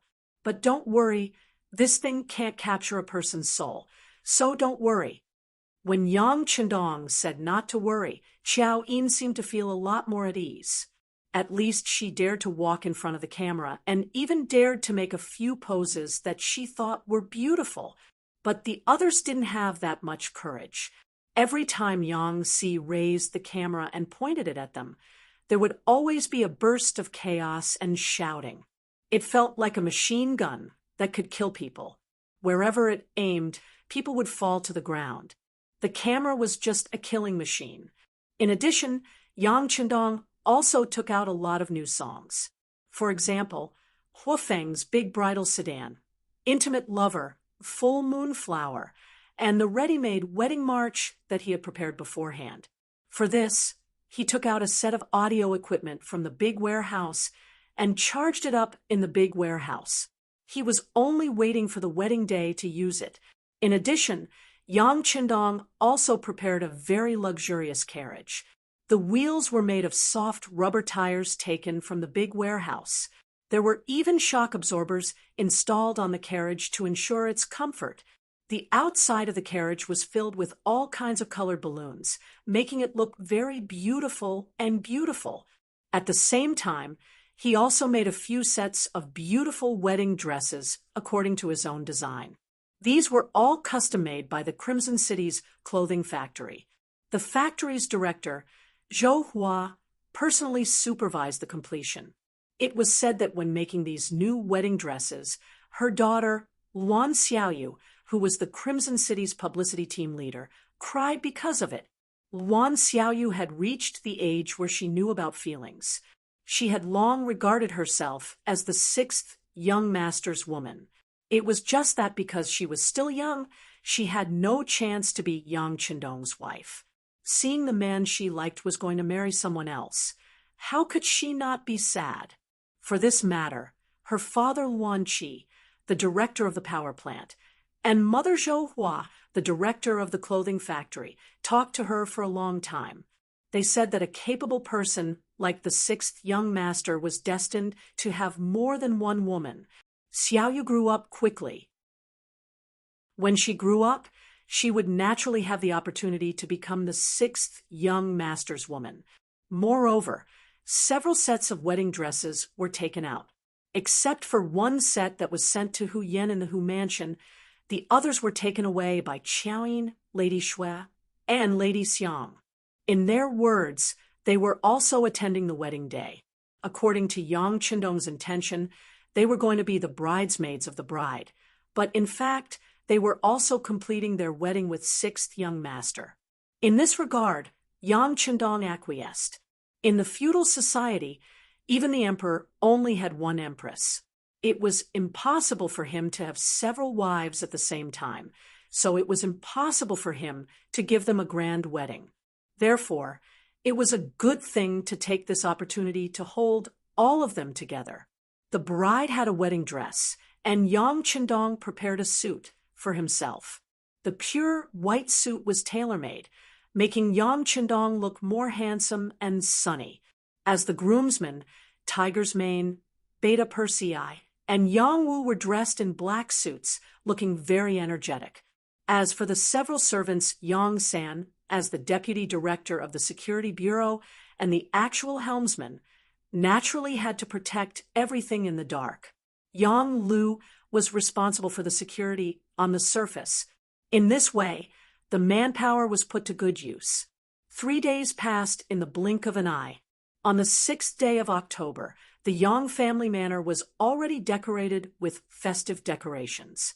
Colored balls, ribbons, and bright red, happy characters were posted everywhere. In front of Yang Si's camera, amid a burst of firecrackers, the wedding procession set off just as dawn broke. Yang Chendong, dressed in a white suit, was sitting in a special carriage. Beside him were Tiger's Mane and Beta Persei. Yang Wu was in charge of driving the carriage. Under the protection of Yang Lu, Qiu Vi, and Dao Xiao, they went to the capital. In the dark, Xiao Feng and Lung Feng were on guard at all times to ensure the safety of the young master. The Hu Mansion in the capital was also decorated with ribbons, giving people a feeling of jubilation. Qiao Yin, Madame Shui, Madame Xiang, and the others had arrived at the Hu mansion a day in advance to accompany Hu Yan through the most difficult night before dawn. When the sky brightened, the women began to get busy and put on the new wedding dresses that had never been seen before. On the side of the road leading to the Hu mansion, there were already embroidered uniform guards standing guard. Chapter 165. After a portion of the officials left for Nanjing to follow Yingzong, the remaining officials in the capital were all restored to their original positions. Hu Zhongming was also restored to his position as the guardian of the embroidered uniform guard. In addition, Yang Qindong was still the commander of the embroidered uniform guard, so it was only natural that he would send some embroidered uniform guards to help out. Not only that, but Yang Qindong also ordered that any embroidered uniform guard who came to help out would be rewarded with 100 taels of silver. For a time, the embroidered uniform guard fought amongst themselves for this mission. Those who were able to come here could be considered lucky. When the time came, the carriage from the Yang clan arrived in front of the Hu estate. Yang Qindong, dressed in a white suit, stepped out of the spacious carriage. The wedding ceremony had officially begun. The Immortal Abodes band was already waiting for Yang Qindong to arrive. The music began to play and could be faintly heard from several streets away. Hu Yan, who was dressed like a fairy in a white wedding dress, walked up to Yang Qindong, accompanied by Qiao Yin, Madame Snow, and the bride, who were also wearing a wedding dress and looked very beautiful. Hu Yan's blushing face perfectly explained what it meant to put the moon and flowers to shame. What was different from the other women was that there were 2 children who were only 5 or 6 years old standing behind Hu Yan, a boy, and a girl who looked like a golden couple. They each pulled up a corner of the white wedding dress so that the long, fluttering wedding dress would not fall to the ground, but also showed her magnanimity. There was no red veil. This was Yang Qindong's idea. After reporting this to the Hu clan, Yang Qindong received their support. Thus, Yang Qindong took the bride, Hu Yan, who could walk on her own, to the Hu clan's main hall. Here, they knelt down and kowtowed to Hu Zhongming and his wife. The completion of this step was completely recorded by the camera. From the footage, it could be seen that Hu Zhongming and Madame Shui's faces were extremely pale. It was clear that they were also frightened by the equipment that could record their figures. After paying his respects to the elders, Yang Qindong carried Hu Yan out of the Hu estate. Along the way, the courtyard was filled with all kinds of gifts that Yang Qindong had given to the Hu clan. There was no need to introduce the types of items. In short, someone had calculated the total value of these items after the event. The total value of these items was over 1,000,000 taels of silver. Just this amount alone was enough to shock countless people. This was one of the most beautiful stories in the capital, because not even the emperor would be willing to part with so many good things. From this matter, it could also be seen that Yang Qindong valued Hu Yan.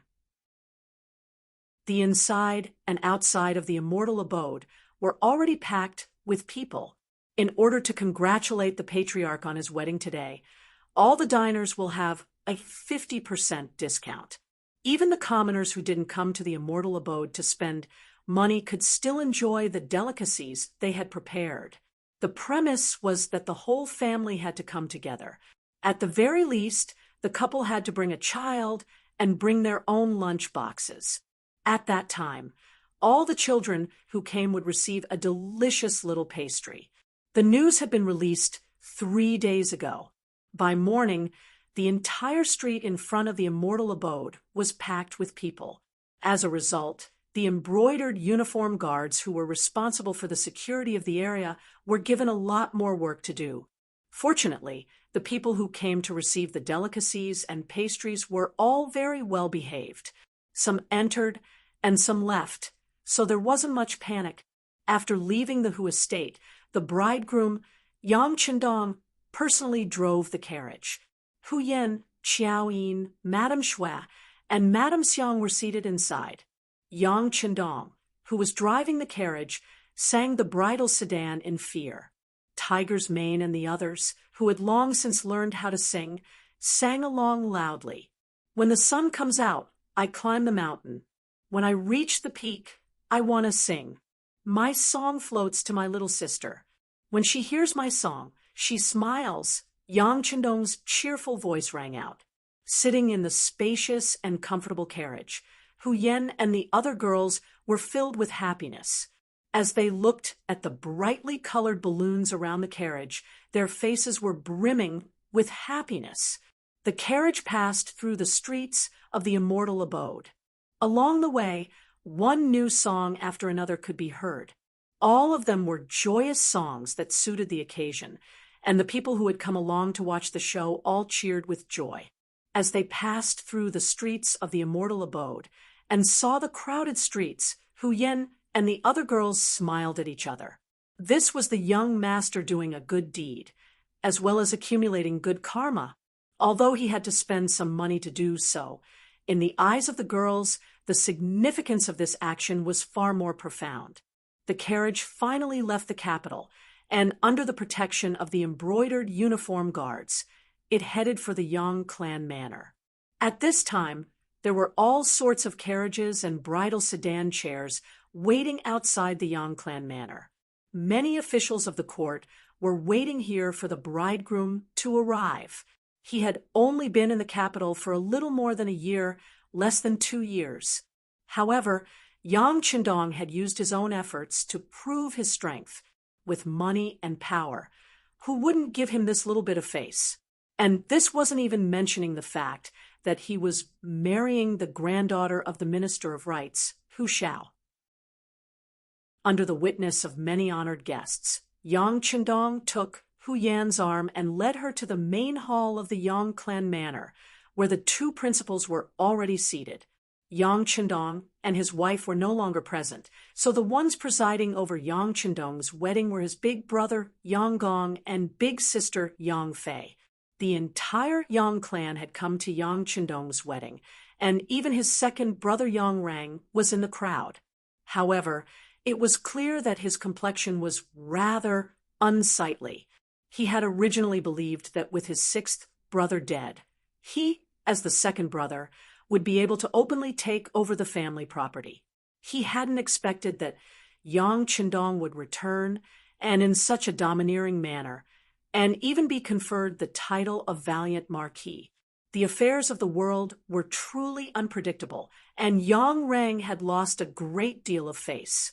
For Yang Qindong's wedding, he had invited all the members of the Yang clan, including all the important ministers in the capital, but his second brother didn't send anything. This had already proved Yang Qindong's attitude. Even so, Yang Rang still came by himself. He knew that this might be an opportunity to change the relationship between himself and his sixth brother. In the main hall, Yang Gong was on the left and Yang Qindong was on the right, accepting the kneeling ceremony of Hu Yanxing, his new daughter-in-law.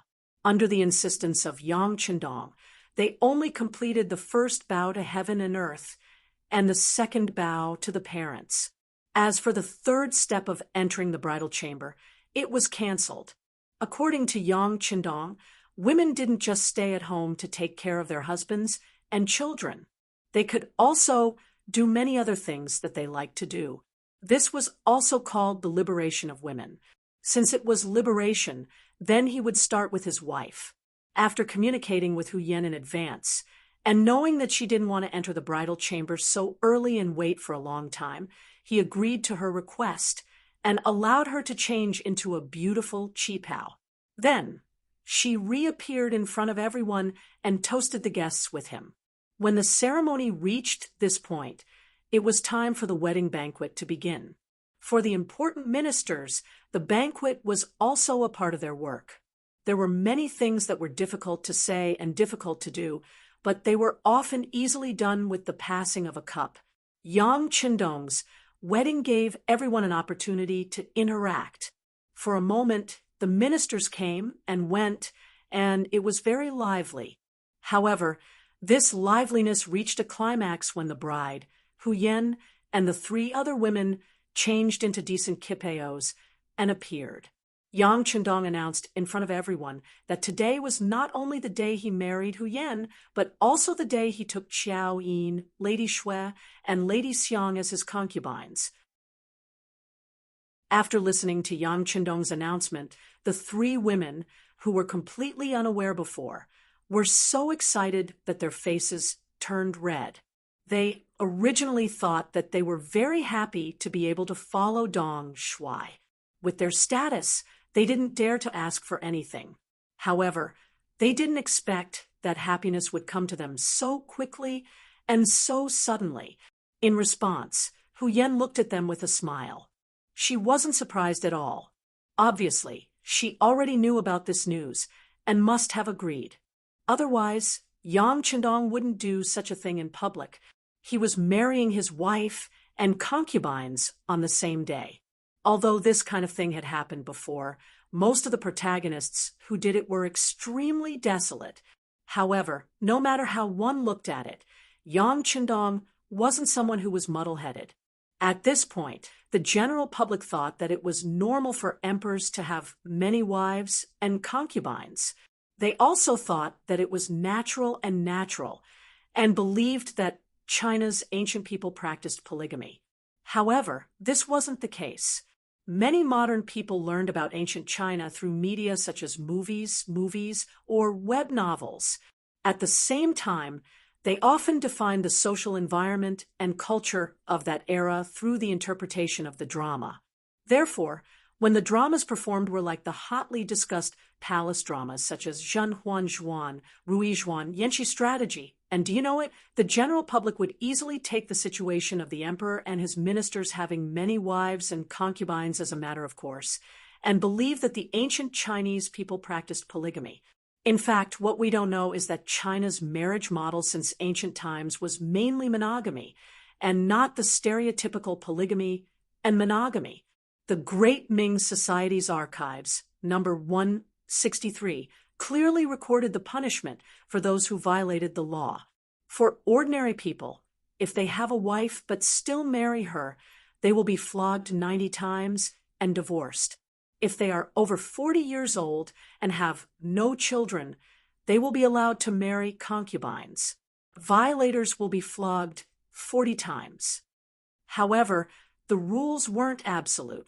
Very few people would take concubines. However, those who took concubines were mainly those with high social status. In other words, the higher the status, the more concubines they would take. Therefore, the imperial family naturally had the most concubines, followed by the important officials and the rich. Commoners rarely had the opportunity to take concubines. Therefore, taking concubines was considered a privilege in China's traditional culture. In the Great Ming Society's archives, number 57, it clearly stated that taking concubines, as well as the number of concubines, had to be investigated by the Ministry of Rights. The heir and the prince had 4 concubines. The eldest son and the general had 3 concubines. It was true that Yang Chendong was the marquis of loyalty and courage, so taking in 3 concubines wasn't that much of a violation of the rules. However, why didn't he mention it in advance? Since no one knew about it, didn't that mean that this matter wasn't reported to the Ministry of Rights? Chapter 166. With that in mind, the officials all turned to look at the officials from the Ministry of Rights who had come to attend the banquet. Hu Xiao was the Minister of Rights, and had been for many years at that. At least a third of the officials in the ministry had been promoted by him or had close ties to him. This time, his granddaughter was getting married. Many officials from the Ministry of Rights had come to show their support. When these officials noticed the gazes of their peers, they all lowered their heads. This proved that Yang Chendong hadn't informed the Ministry of Rights about taking concubines. As if he'd known that everyone would react this way, Yang Chendong smiled at them and said, "I didn't inform the Ministry of Rights beforehand, but I did inform the Minister of Rights. I'll make it up to you later. I only did this because I wanted to give the three of them a pleasant surprise." As he spoke, Yang Chendong's gentle gaze fell on Qiao Yin, Madame Shui, and Madame Xiang. His gaze was filled with love. Yang Chendong's actions had indeed given the three women a pleasant surprise. As for their reactions, they'd all been recorded by Yang Si. When the officials heard that Yang Chendong had told the Minister of Rights that they'd be reported to the Minister of Rights after the banquet, they all came to a sudden realization. Since that was the case, what did they have to worry about? Besides, what did it have to do with them? In reality, Yang Chendong hadn't told Hu Shao about this. What kind of joke was this? He was marrying someone else's granddaughter, and he was also marrying 3 concubines at the same time. It would be strange if Hu Shao agreed.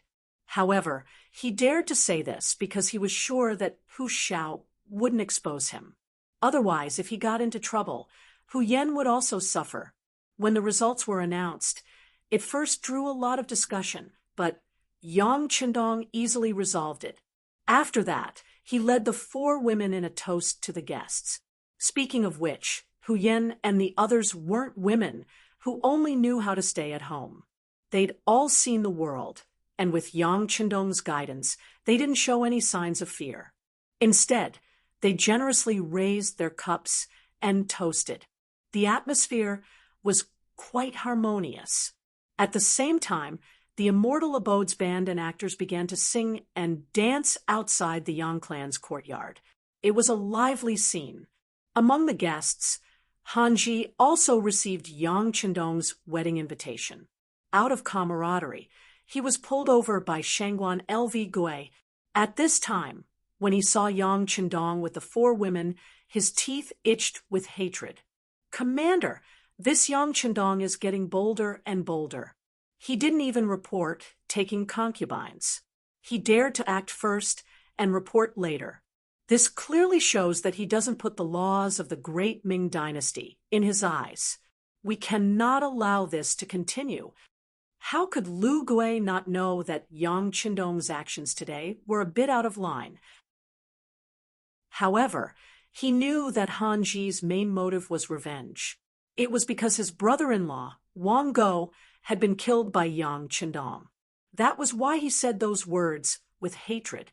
But no matter what kind of mentality he had, Han Ji was still one of them. If a superior wanted his subordinates to listen to his orders, he had to empathize with his subordinates. Thus, he nodded and said, "All right, we'll discuss it when we get back. We'll teach him a lesson." "Thank you, Commander, for your help." When Han Ji heard that LV Gui was finally ready to make a move, he couldn't help but be overjoyed. He quickly raised his arms and used Yang Chendong's wedding wine to toast LV Gui. The funny thing was that he was also scheming against Yang Chendong. All banquets must come to an end. Although the programs were endless, the guests still left one by one when the sky was almost dark. Among them, there was someone who didn't want to leave. That was the second brother, Yang Rang. At noon, Yang Chendong toasted each table. He had more or less spoken to the guests, but he acted as if he didn't see his second brother. Not only that, even his sisters-in-law treated him like heir. The facts had already shown that Yang Chendong was very angry with him. Since he had come today, he naturally wanted to use this opportunity to perform well and strive to turn hostility into friendship. "Second brother, let's go. Today is not suitable for doing other things." The eldest brother, Yang Gong, walked in front of Yang Rang with a face full of alcohol. The behavior of his second brother a while ago, even he was extremely unhappy after seeing it. But after all, they were still brothers. He couldn't just watch Yang Rang be unlucky. "Big brother." Seeing Yang Gong walk over, Yang Rang showed an amiable and even fawning smile. "Big brother, you must tell little Six that I did it for the good of the Yang family manor. In that case, even if I didn't do it, others would do it. At least if I did, I would have given the Yang family a way out, right? Listening to Yang Rang's sophistry, Yang Gong was very disgusted. He could say so many reasons for doing bad things. He was really shameless to the extreme. Okay, let's talk about it later. Let's go first. Yang Gong didn't agree. He just wanted to take his second brother away so that he wouldn't stay and cause trouble and attract the displeasure of his sixth brother. If that happened, it would really spoil the beautiful atmosphere.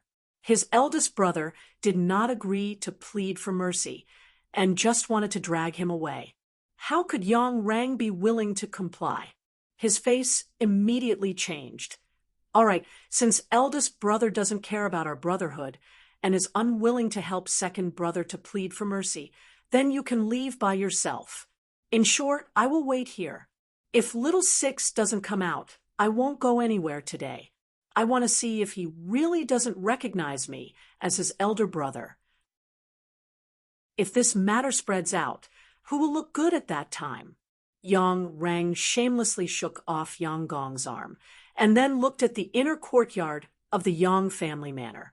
He looked like he wouldn't leave until he saw the main person. He didn't expect his brother to be such a person. Shamelessness is invincible. At this moment, Yang Gong didn't know what to do. At this moment, a group of people walked out from the inner courtyard. The person in the lead was a woman. It was the eldest sister of the Yang family, Yang Fei. Although they were all from the Yang family, the treatment was obviously different. When Yang Fei walked out, there were 4 brides beside her. Every one of them accompanied her and talked. From time to time, one could see the eldest sister of the Yang family smiling. When he saw his eldest sister walking out, Yang Rang quickly turned around to avoid her. He wasn't afraid of his eldest brother Yang Gong because his eldest brother's ability was mediocre and not worthy of his attention. However, his eldest sister was different. Most of them grew up following behind Yang Fei. When they were young, they were rarely taught a lesson by their eldest sister.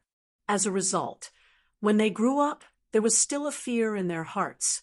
Yang Rang wanted to avoid her, but now that most of the guests had left, there was only a limited number of people left. Yang Fei only needed to sweep her eyes and naturally saw him. When she saw that it was her disappointing second brother who was pacing back and forth, she immediately figured out what was going on. Her face immediately darkened. As the eldest sister, Yang Fei naturally hoped to see the Yang brothers and sisters united. Even if someone did something wrong, if she could give them a chance to forgive, she would be willing to give them the chance. However, as Yang Chendong's second brother, Yang Rang had done something wrong first, and then he wanted to seek justice on the day of the wedding. This was really a bit aggressive. She took large strides and arrived behind Yang Rang, who had just turned around. Yang Gong, who was standing at the side, saw Yang Fei first and quickly called out with a smile, "Eldest sister." When he heard his eldest brother's call, Yang Rang knew that he couldn't avoid it. He could only unwillingly turn around and force out a smile. "Hello, eldest sister." "Oh, you still recognize me as your eldest sister? Since that's the case, then leave immediately. Today is my little brother's wedding day. Do you have to stay here and cause trouble?" Yang Fei said with a cold face and a rude tone. "Ah, eldest sister, that's not what I meant. I just want to talk to little six and explain what happened before." How could Yang Rang admit it? He spoke with a face full of excuses. Hearing Yang Rang call Yang Chendong little six as if he was the boss, Yang Fei was even angrier. She thought about how her little brother had done so many things for the Yang family and even saved Ingzong on the battlefield. That was how dangerous it was to be conferred the title of Marquis. However, there was someone in the family who was dragging her family down. This was truly a chilling action. If she was in Yang Fei's shoes, she would also feel very uncomfortable. With this anger, Yang Fei couldn't be bothered to be polite anymore. She turned to look at Beta Persei and the rest and said, "Go, chase Yang Rang out of the manor. If he doesn't leave, you can beat him until he leaves. I will bear all the consequences. I believe that even if father and mother are watching from the heavens, they won't blame me." Yes, Beta Persei had long found Yang Rang an eyesore. This person was lucky to have been born into the Yang family. If it had been anyone else, who knew how many times they would have died by now? After agreeing, Beta Persei strode forward and lifted Beta Persei off the ground with a thick arm. He didn't seem to use any effort to lift him off the ground. The pitiful Beta Persei was dragged out of the manor like a rabbit, then thrown to the ground. If Little Six had ordered someone to do this, he would naturally yell and scream, saying that the other party didn't respect his elder brother. However, since his eldest sister had ordered it, there was nothing he could do. He was the one who had been rude first. Now that he had been thrown out, he was reaping what he sowed. Even though he was still unwilling, Yang Rang had no choice but to stand up with the help of the servants outside the manor. He then entered the palanquin and left the place. In the study of the Yang manor, Yang Chendong was listening to Tiger's Main's report. The report included the situation in the immortal abode, as well as the various performances of the officials who had attended the banquet today. The people from the Security Bureau had disguised themselves as attendants and wandered around the banquet, listening in on everyone's conversations. This was the true record of an official's appearance. At the very least, through this, Yang Chendong could see who had opinions of him and who were dissatisfied with him. Young Master, the embroidered uniform guard, just sent someone to deliver this. They said that in order to stabilize the situation in the capital, Young Master is invited to the embroidered uniform guard's office tomorrow morning to discuss political matters. After Tiger's Mane reported the situation at the banquet, he told Yang Chendong the news he had just received. Chapter 167. Mao, Rabbit. Time was from 5 to 7 o'clock, with 6 o'clock as the time. Letting Yang Chendong go to the meeting so early was obviously not to let the bridegroom have a good night's sleep. It was too obvious that he was deliberately making things difficult for Yang Chendong. In this regard, Yang Chendong just responded with a cold snort, and then ignored it as if he hadn't heard the news. After dealing with the business, Hu Meng tactfully excused himself. Today was the young master's big day, so he had to be tactful to stay far away from the scene. With no one bothering him anymore, Yang Chendong straightened his clothes and walked towards Huyan's courtyard in the inner courtyard. Tonight, he was going to perform the Duke of Zhou's rites with her. When he thought of this, his footsteps seemed to quicken. In the bridal chamber, Huyan, who had just sent away her elder sister Yang Fei, had returned. After removing her makeup, she changed into a red bridal dress and sat by the bed, waiting. At this time, the room was very quiet, and only the sound of Huyan's little heart beating could be heard. Although she had long thought that there would be a day like this, and even looked forward to it, but when she really arrived, she still felt a little nervous. In particular, the servant girl Xiaoqing was nowhere to be found, and no one accompanied her to talk, so the tense atmosphere was even more intense. Creak. The door was pushed open from the outside.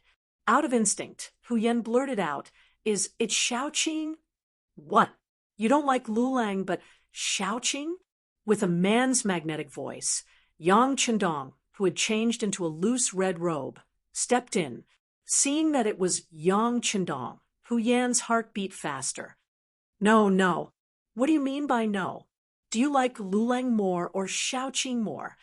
Yang Chendong knew that she was nervous, but he still teased her, which was also a way to relieve her tension. I like Lulang more." At this time, Huyan's voice was very low. If it weren't for Yang Chendong's good hearing, he probably wouldn't have heard what she was saying. After saying this, She had lowered her head. He didn't need to look to know how red her face was right now. Ha ha ha. After seeing the answer he was satisfied with, Yang Qindong strode forward, picked up Hu Yan, and put her on the bed. At the same time, he waved his sleeve, and all the red candles in the room were extinguished. I like Yen, too. After a short sentence, a series of rustling sounds could be heard, and then the moon, which was originally hanging in the sky, was now nowhere to be seen. Soon, the entire courtyard was filled with extravagant sounds, 10,000 words omitted. Happy time always passed quickly, and the sky slowly brightened. At the embroidered uniform guard's office, seeing that the time had passed and Yang Qindong still hadn't arrived, Hanji acted as if he had won the lottery. He quickly went to Elvi Gui, who was sitting there with his eyes closed. "Commander, he didn't come. It seems like he doesn't take your words seriously at all." Elvi Gui didn't even open his eyes after hearing this. No one knew what he was thinking. His eyeballs kept rolling. According to Han Ji's understanding of Elvi Gui, he was really angry at this time. It seemed that Yang Qindong wouldn't have a good time. That was the truth. Elvi Gui still didn't open his eyes, but the words he said made Han Ji feel very relieved. Yang Qindong didn't listen to your orders. Suspend his duties first and spread this decision to all the embroidered uniform guards. Suspension for not attending the meeting. This was Elvi Gui's trap for Yang Qindong. Or it could be said that he had already planned this, so when he said this, he didn't hesitate at all. Yes, Hanji was waiting for this sentence. After he agreed, he turned around and left. He was eager to spread the news and let all the embroidered uniform guards know. In the future, he would like to see how arrogant Marquis would be in the future. The embroidered uniform guards and the East faction guards had always been the focus of the Security Bureau. If there was a situation here, it would be sent to the Yang family village and sent to the Director Tiger's man. As for when to show it to the young master, it was up to the director to decide whether the situation was serious or not. After tossing and turning for half the night, Hu Yan fell asleep tired. She vaguely felt that someone was moving beside her. In her mind, she suddenly thought that she was no longer the young lady of the Hu family, but the daughter-in-law of the Yang family. She immediately struggled to get up. Well, baby, sleep a little more. A woman must have enough sleep. Also, there are not so many rules here. Yang Qindong's voice came to her ear. Then she felt a heat on her forehead, and their lips came in close contact. After kissing Hu Yan's forehead, Yang Qindong walked out of the bedroom with a face full of energy. After going out, he saw that Xiaoqing had already prepared the water and was waiting to serve Hu Yan. He smiled and said, "Don't disturb Yan, first, let her sleep a little longer. Also, inform the cook, Yi Qiu'er, to immediately make a fresh, nutritious breakfast and send it over when the young lady wakes up." Hearing that Yang Qindong was so concerned about her young lady, Xiaoqing's face was full of joy, and she quickly agreed. Yang Qindong strode out of the inner courtyard. From afar, he saw Hu Mang waiting for him with a serious expression on his face. Seeing that Hu Mang's brows were almost knitted together, Yang Qindong approached him and asked, "What's wrong? Did something happen?" "Young master, there's a small matter. The embroidered uniform guards just sent a message saying that you didn't come to the meeting. Lu Gui and the others suspended your position in the embroidered uniform guards." Tiger's man's voice became heavier as he spoke. Obviously, he had a lot of opinions about this matter. Someone dared to make trouble for the young master. With his character, it was best to kill and teach them a good lesson. Suspended? That's fine. Since it's like this young master can have a good rest as a newlywed. Yang Qindong didn't care after hearing this. It was just a position in the embroidered uniform guards. He really didn't care about it. Moreover, something big was about to happen. Lu Gui's actions were just smashing his own foot with a rock. Let's go for a jog. Not taking this information seriously, Yang Qindong smiled at Tiger's Man and started his morning jog. Tiger's Man was happy that the young master's mood wasn't affected by this. He was worried that the young master would be angered, but now it seemed that he worried too much. The young master's mind was as broad as the sea. The news that the valiant Marquis Yang Qindong's position in the embroidered uniform guards was suspended spread like a gust of wind to the ears of all the officials in the capital. Some of the older officials who believed that they had seen and experienced many things couldn't help but sigh. As expected, an official couldn't be too high profile. Just look at the commotion yesterday. Everyone in the capital knew about it. Wasn't he about to suffer retribution soon? Using this matter, who knew how many people called the younger generation of their families to teach them to endure, silently learn the way of the mean, and not stand out too much? As the main character of this matter, Yang Qindong wasn't as depressed as everyone thought.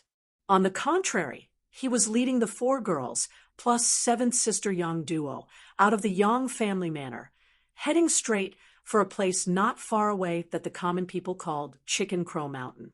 Yang Qindong wanted to bring the 5 beauties to the barbecue. For this reason, he had each shower prepare a lot of ingredients. Tiger's Man, Beta Persei, Chiovi's first guard, and 3 squads of cold front members accompanied them. Everyone left the manor. It was currently autumn. The maple leaves on the mountain were golden yellow, and the scenery along the way was indescribably beautiful. The 4 girls couldn't stop shouting. Women in ancient times rarely had the opportunity to go out like this. Even if they went out, they were often very strict and weren't allowed to casually look around. How was it like being with Yang Qindong, where they could do whatever they wanted? In the spacious and comfortable carriage, lying down wasn't a problem at all. Every time they saw beautiful scenery, they would take out their only camera to record the beauty. Because of this, the caravan also stopped and traveled. In the afternoon, they finally arrived at the foot of Chicken Crow Mountain, which was 30 li away. Soon, everyone set up the grill, held the charcoal, started the fire, prepared the ingredients, and fetched water. The guards also looked around with vigilant eyes. There wasn't the slightest bit of panic, which surprised the 4 girls and made them very happy. The environment in the wilderness was the easiest for people to let their thoughts run wild. Because of this, their mood was also very good. Later on, they even followed a few maids and maids to make skewers out of curiosity. It wasn't enough to just do it themselves, so they even pulled Yang Qindong over. Thus, the dignified marquis of the great Ming dynasty actually started working there with the servants. This isn't good. 7th sister Yang Duo really couldn't believe the scene in front of her. Her husband, Wang Go, used to be just an insignificant official, but he had always stayed away from the kitchen. The idea of a gentleman staying away from the kitchen was deeply rooted in people's hearts at that time. But look at Yang Qindong. Even though he had the title of marquis and owned such a large family property, he still worked with everyone. From this point alone, the biggest difference between him and the others was that Yang Qindong was different from others. There's nothing bad about it. Since we came out to play and eat, of course, the atmosphere will be better if everyone works together. Hu Yan and Yang Duo had the best relationship, and the distance between them was also the closest. Naturally, they heard the whispering just now, but Yang Duo still wanted to say something. No buts. Lu Lang didn't refuse. I think he is willing to do such a thing. As his sister, you don't have to care so much. You should hurry up and work. Don't be outdone by others. Hu Yan chuckled. After completing the experience of turning from a girl to a woman last night, her mind didn't seem to be as mature as before. At this time, she was completely like a child. If it wasn't for the torment last night, and her body didn't allow it, she would probably start jumping around in a while. Chapter 168. Yang Duo's doubts were quickly led astray by Huyen. In just a short while, not only did she not let her sixth brother Yang Chendong rest, she even took out a portion of the tasks in front of her and placed them in front of him. In her words, it was called capable people do more work. When Yang Chendong was a soldier in his previous life, he did everything very quickly. Naturally, the speed at which he worked was not something these young ladies could compare to. With Yang Duo taking the lead, Huyen quickly placed her own skewers in front of Yang Chendong.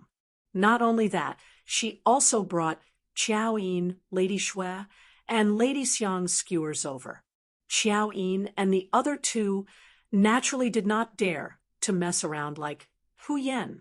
They could only look at Yang Chendong with an awkward and slightly nervous expression. You guys are too much of a bully. Looking at the mountain of skewers in front of him, Yang Chendong showed a helpless expression, causing the women to laugh out loud. Even Tiger's Mane's wife, Feng, and Yang Xi's wife, Mu Lily, could not help but cover their mouths and chuckle. At that moment, the two women were greeted by their husband's stern gaze. What the young master did with his wives was considered a pleasure in the boudoir. Outsiders were absolutely not allowed to comment on anything. Tiger's Mane and Yang Xi had been with Yang Chendong for a long time, so they naturally understood this principle. After being glared at, the two women curled their lips and looked as if they were not afraid. However, they turned around and busied themselves with their work. Obviously, they were not afraid of their husband, but they knew that they had to give face at the right time. This way, they could live a happy life. Looking at Yang Chendong, in the face of the work that was completely beyond one person's ability, he waved his hand and called Tiger's Mane Beta Persei and Yang Xi over. Put it on. I'll leave this work to the three of you. Ah, young master, this Tiger's Mane, and the other two looked troubled. If they were asked to charge and break through enemy lines, they would definitely not object. However, when it came to this kind of work, the three of them were really a little embarrassed and unhappy. What is this? The young master asked you to do something, and you're still making excuses? Let me tell you, this job is going to be done by the three of you. You have to finish it. Also, spread the news to Crimson City. Let them train a female army. The number doesn't need to be too big. Just about 200 people will be enough. In the future, it's better to let them protect Madam. Also, it's better to let them do the delicate work. Yang Chendong sighed. He didn't want a group of men to protect his women. It would be inconvenient. It was better to prepare and train some female soldiers in advance. That's a good idea, a good idea. I've long heard from Xiao Feng that there are many girls in Crimson City who want to become soldiers, but other than entering the propaganda team, there doesn't seem to be a better opportunity. Now that we have a female army, the problem will be solved. Beta Persei laughed foolishly. Oh, what problem has been solved? Is it your marriage? Tiger's Mane laughed after hearing this. Among the few of them, Tiger's Mane and Yang Xi's personal problems had been solved. Only Beta Persei had not made any progress in this regard. It was no wonder that Tiger's Mane said this. No. The burly Beta Persei blushed when Tiger's Mane said this. He wanted to argue about something. However, when Yang Chendong saw this, he smiled and said, Tiger's Mane is right. Beta Persei, you're already 20 years old. It's time for you to find a wife. Work is important, marriage is also important, and carrying on the family line is even more important. Since Yang Chendong said this, Beta Persei could not refute. He could only lower his head and agree. However, anyone could see that he was really uncomfortable holding it in. He wanted to find a chance to learn from Tiger's Mane. They skewered the meat and started to roast it. The sky gradually darkened. Fortunately, Lung Feng had already prepared dry wood. He set them together and lit them up. As a result, a huge bonfire was formed. When the bonfire was lit, the flames burned fiercely. A sense of warmth instantly spread throughout everyone's body. Bonfire, the fragrance of meat, good wine, beautiful women. When all of this was put together, it formed a very beautiful picture. Very soon, other than Lung Feng, who was on sentry duty and in charge of safety, everyone else, including Yang Chendong and his 4 wives, left the scene and gathered around the bonfire to dance and sing. Everyone's cheeks were red, and all of them were beaming with joy. Hu Yan's left hand was held by Yang Chendong, and on her right was Yang Duo. Her hands were raised from time to time, and her legs were kicking and jumping. Her face was like a peach blossom, and she was extremely happy. This kind of life was something she had never dared to imagine before. It was so unrestrained, free, and even freewheeling. And it seemed that her future life could be accompanied by this. How could it not make people yearn for it and feel relaxed and happy? They did not know how long they had been dancing and singing. They drank a lot of wine, and under Dong Shuai's intentional or unintentional actions, Hu Yan was a little drunk. It was already very late. When everyone was tired, Hu Yan felt her body being lifted into the air. She was carried onto Yang Chendong's back, and they entered a spacious and sturdy tent that had already been set up. Hu Yan knew that beautiful things like last night would happen again. Just when she was feeling shy, Yang Chendong had gone out and walked in again. This time, he was holding Qiao Yin in his arms. Ah! The sudden appearance of another woman made Hu Yan feel a burst of shyness and surprise. The joy of a boudoir was certainly something that people yearned for, but why did he bring another person out?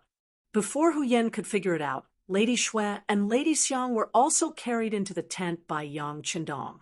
The other 3 women had already seen this kind of thing. They slept together, so of course they knew what Dong Shui was going to do. They were a little shy and a little excited. Hu Yan, on the other hand, was completely unaware. Just when she was wondering why there were so many people, all of a sudden, a big hand began to wander around her body. That feeling made her feel comfortable and shy. She forced herself to stay awake and said, "Lu Lang, don't do this. There are others, not others. They are all your sisters. Ha, let's do it together." Yang Chendong said very soberly. Under his skillful methods, Hu Yan was quickly turned into a pile of mud. Then, she was completely at his mercy. In her consciousness, she seemed to see a few white bodies. Then, she fainted happily. For a moment, the garden was filled with intoxicating spring. A ray of sunlight slowly shone through the tent and shone on Hu Yan's face. She felt the warmth and slowly opened her eyes. What came into view was that Qiao Yin and the other women were still sleeping. Ah! She could not help but exclaim. Her mind instantly recalled some of the things that happened last night. Since she was young, she had never been taught such words and thoughts in her education. For a moment, she could not believe that something like this would happen to her. Qiao Yin, Lady Shui, and Lady Xiang had already woken up. After all, it was not the first time they had done this. Their physical recovery was naturally much better than Hu Yan's. It was only because they did not know how to face it that they pretended to be asleep. However, after this scream, they could no longer pretend. They opened their eyes one by one and saw Hu Yan's tears flowing down the corners of her eyes. Hu Yan's crying made the other 3 women panic. They quickly came forward to comfort her and took the blame, saying that it was all their fault. No, you are not wrong. It's all his fault. I can't accept this. Hu Yen didn't want to be estranged from her sisters as soon as she came here. Although she was the official wife, she had never thought about how to rely on such an identity to bully others. Please don't blame Sir. I'm sure Big Sister doesn't know that Sir is especially good in that aspect. None of US can satisfy him. Xiao Yin hated it when people talked bad about Yang Qindong. Even if the person who spoke was Hu Yen, she was still unhappy. Yes, second sister is right. Sir is indeed very good in that aspect. It's not something we can handle alone. Lady Xue hurriedly said to Xiao Yin, Sir is working hard outside for our happiness. There are many things he needs to consider. We are just serving him.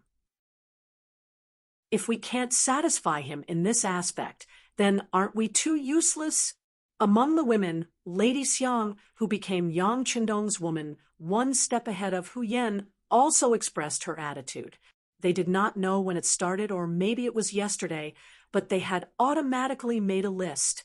Hu Yen was Yang Qindong's first wife, so she was naturally the eldest sister. Xiao Yin had been with Yang Qindong the longest, so she was naturally the second sister. Lady Xue was the third sister, and Lady Xiang was the fourth sister. As for whether there would be a fifth sister after that, it was already set in stone. Xiao Yin had said that there was a girl named Luan Xiaoyu in their hometown, who also liked Yang Qindong very much.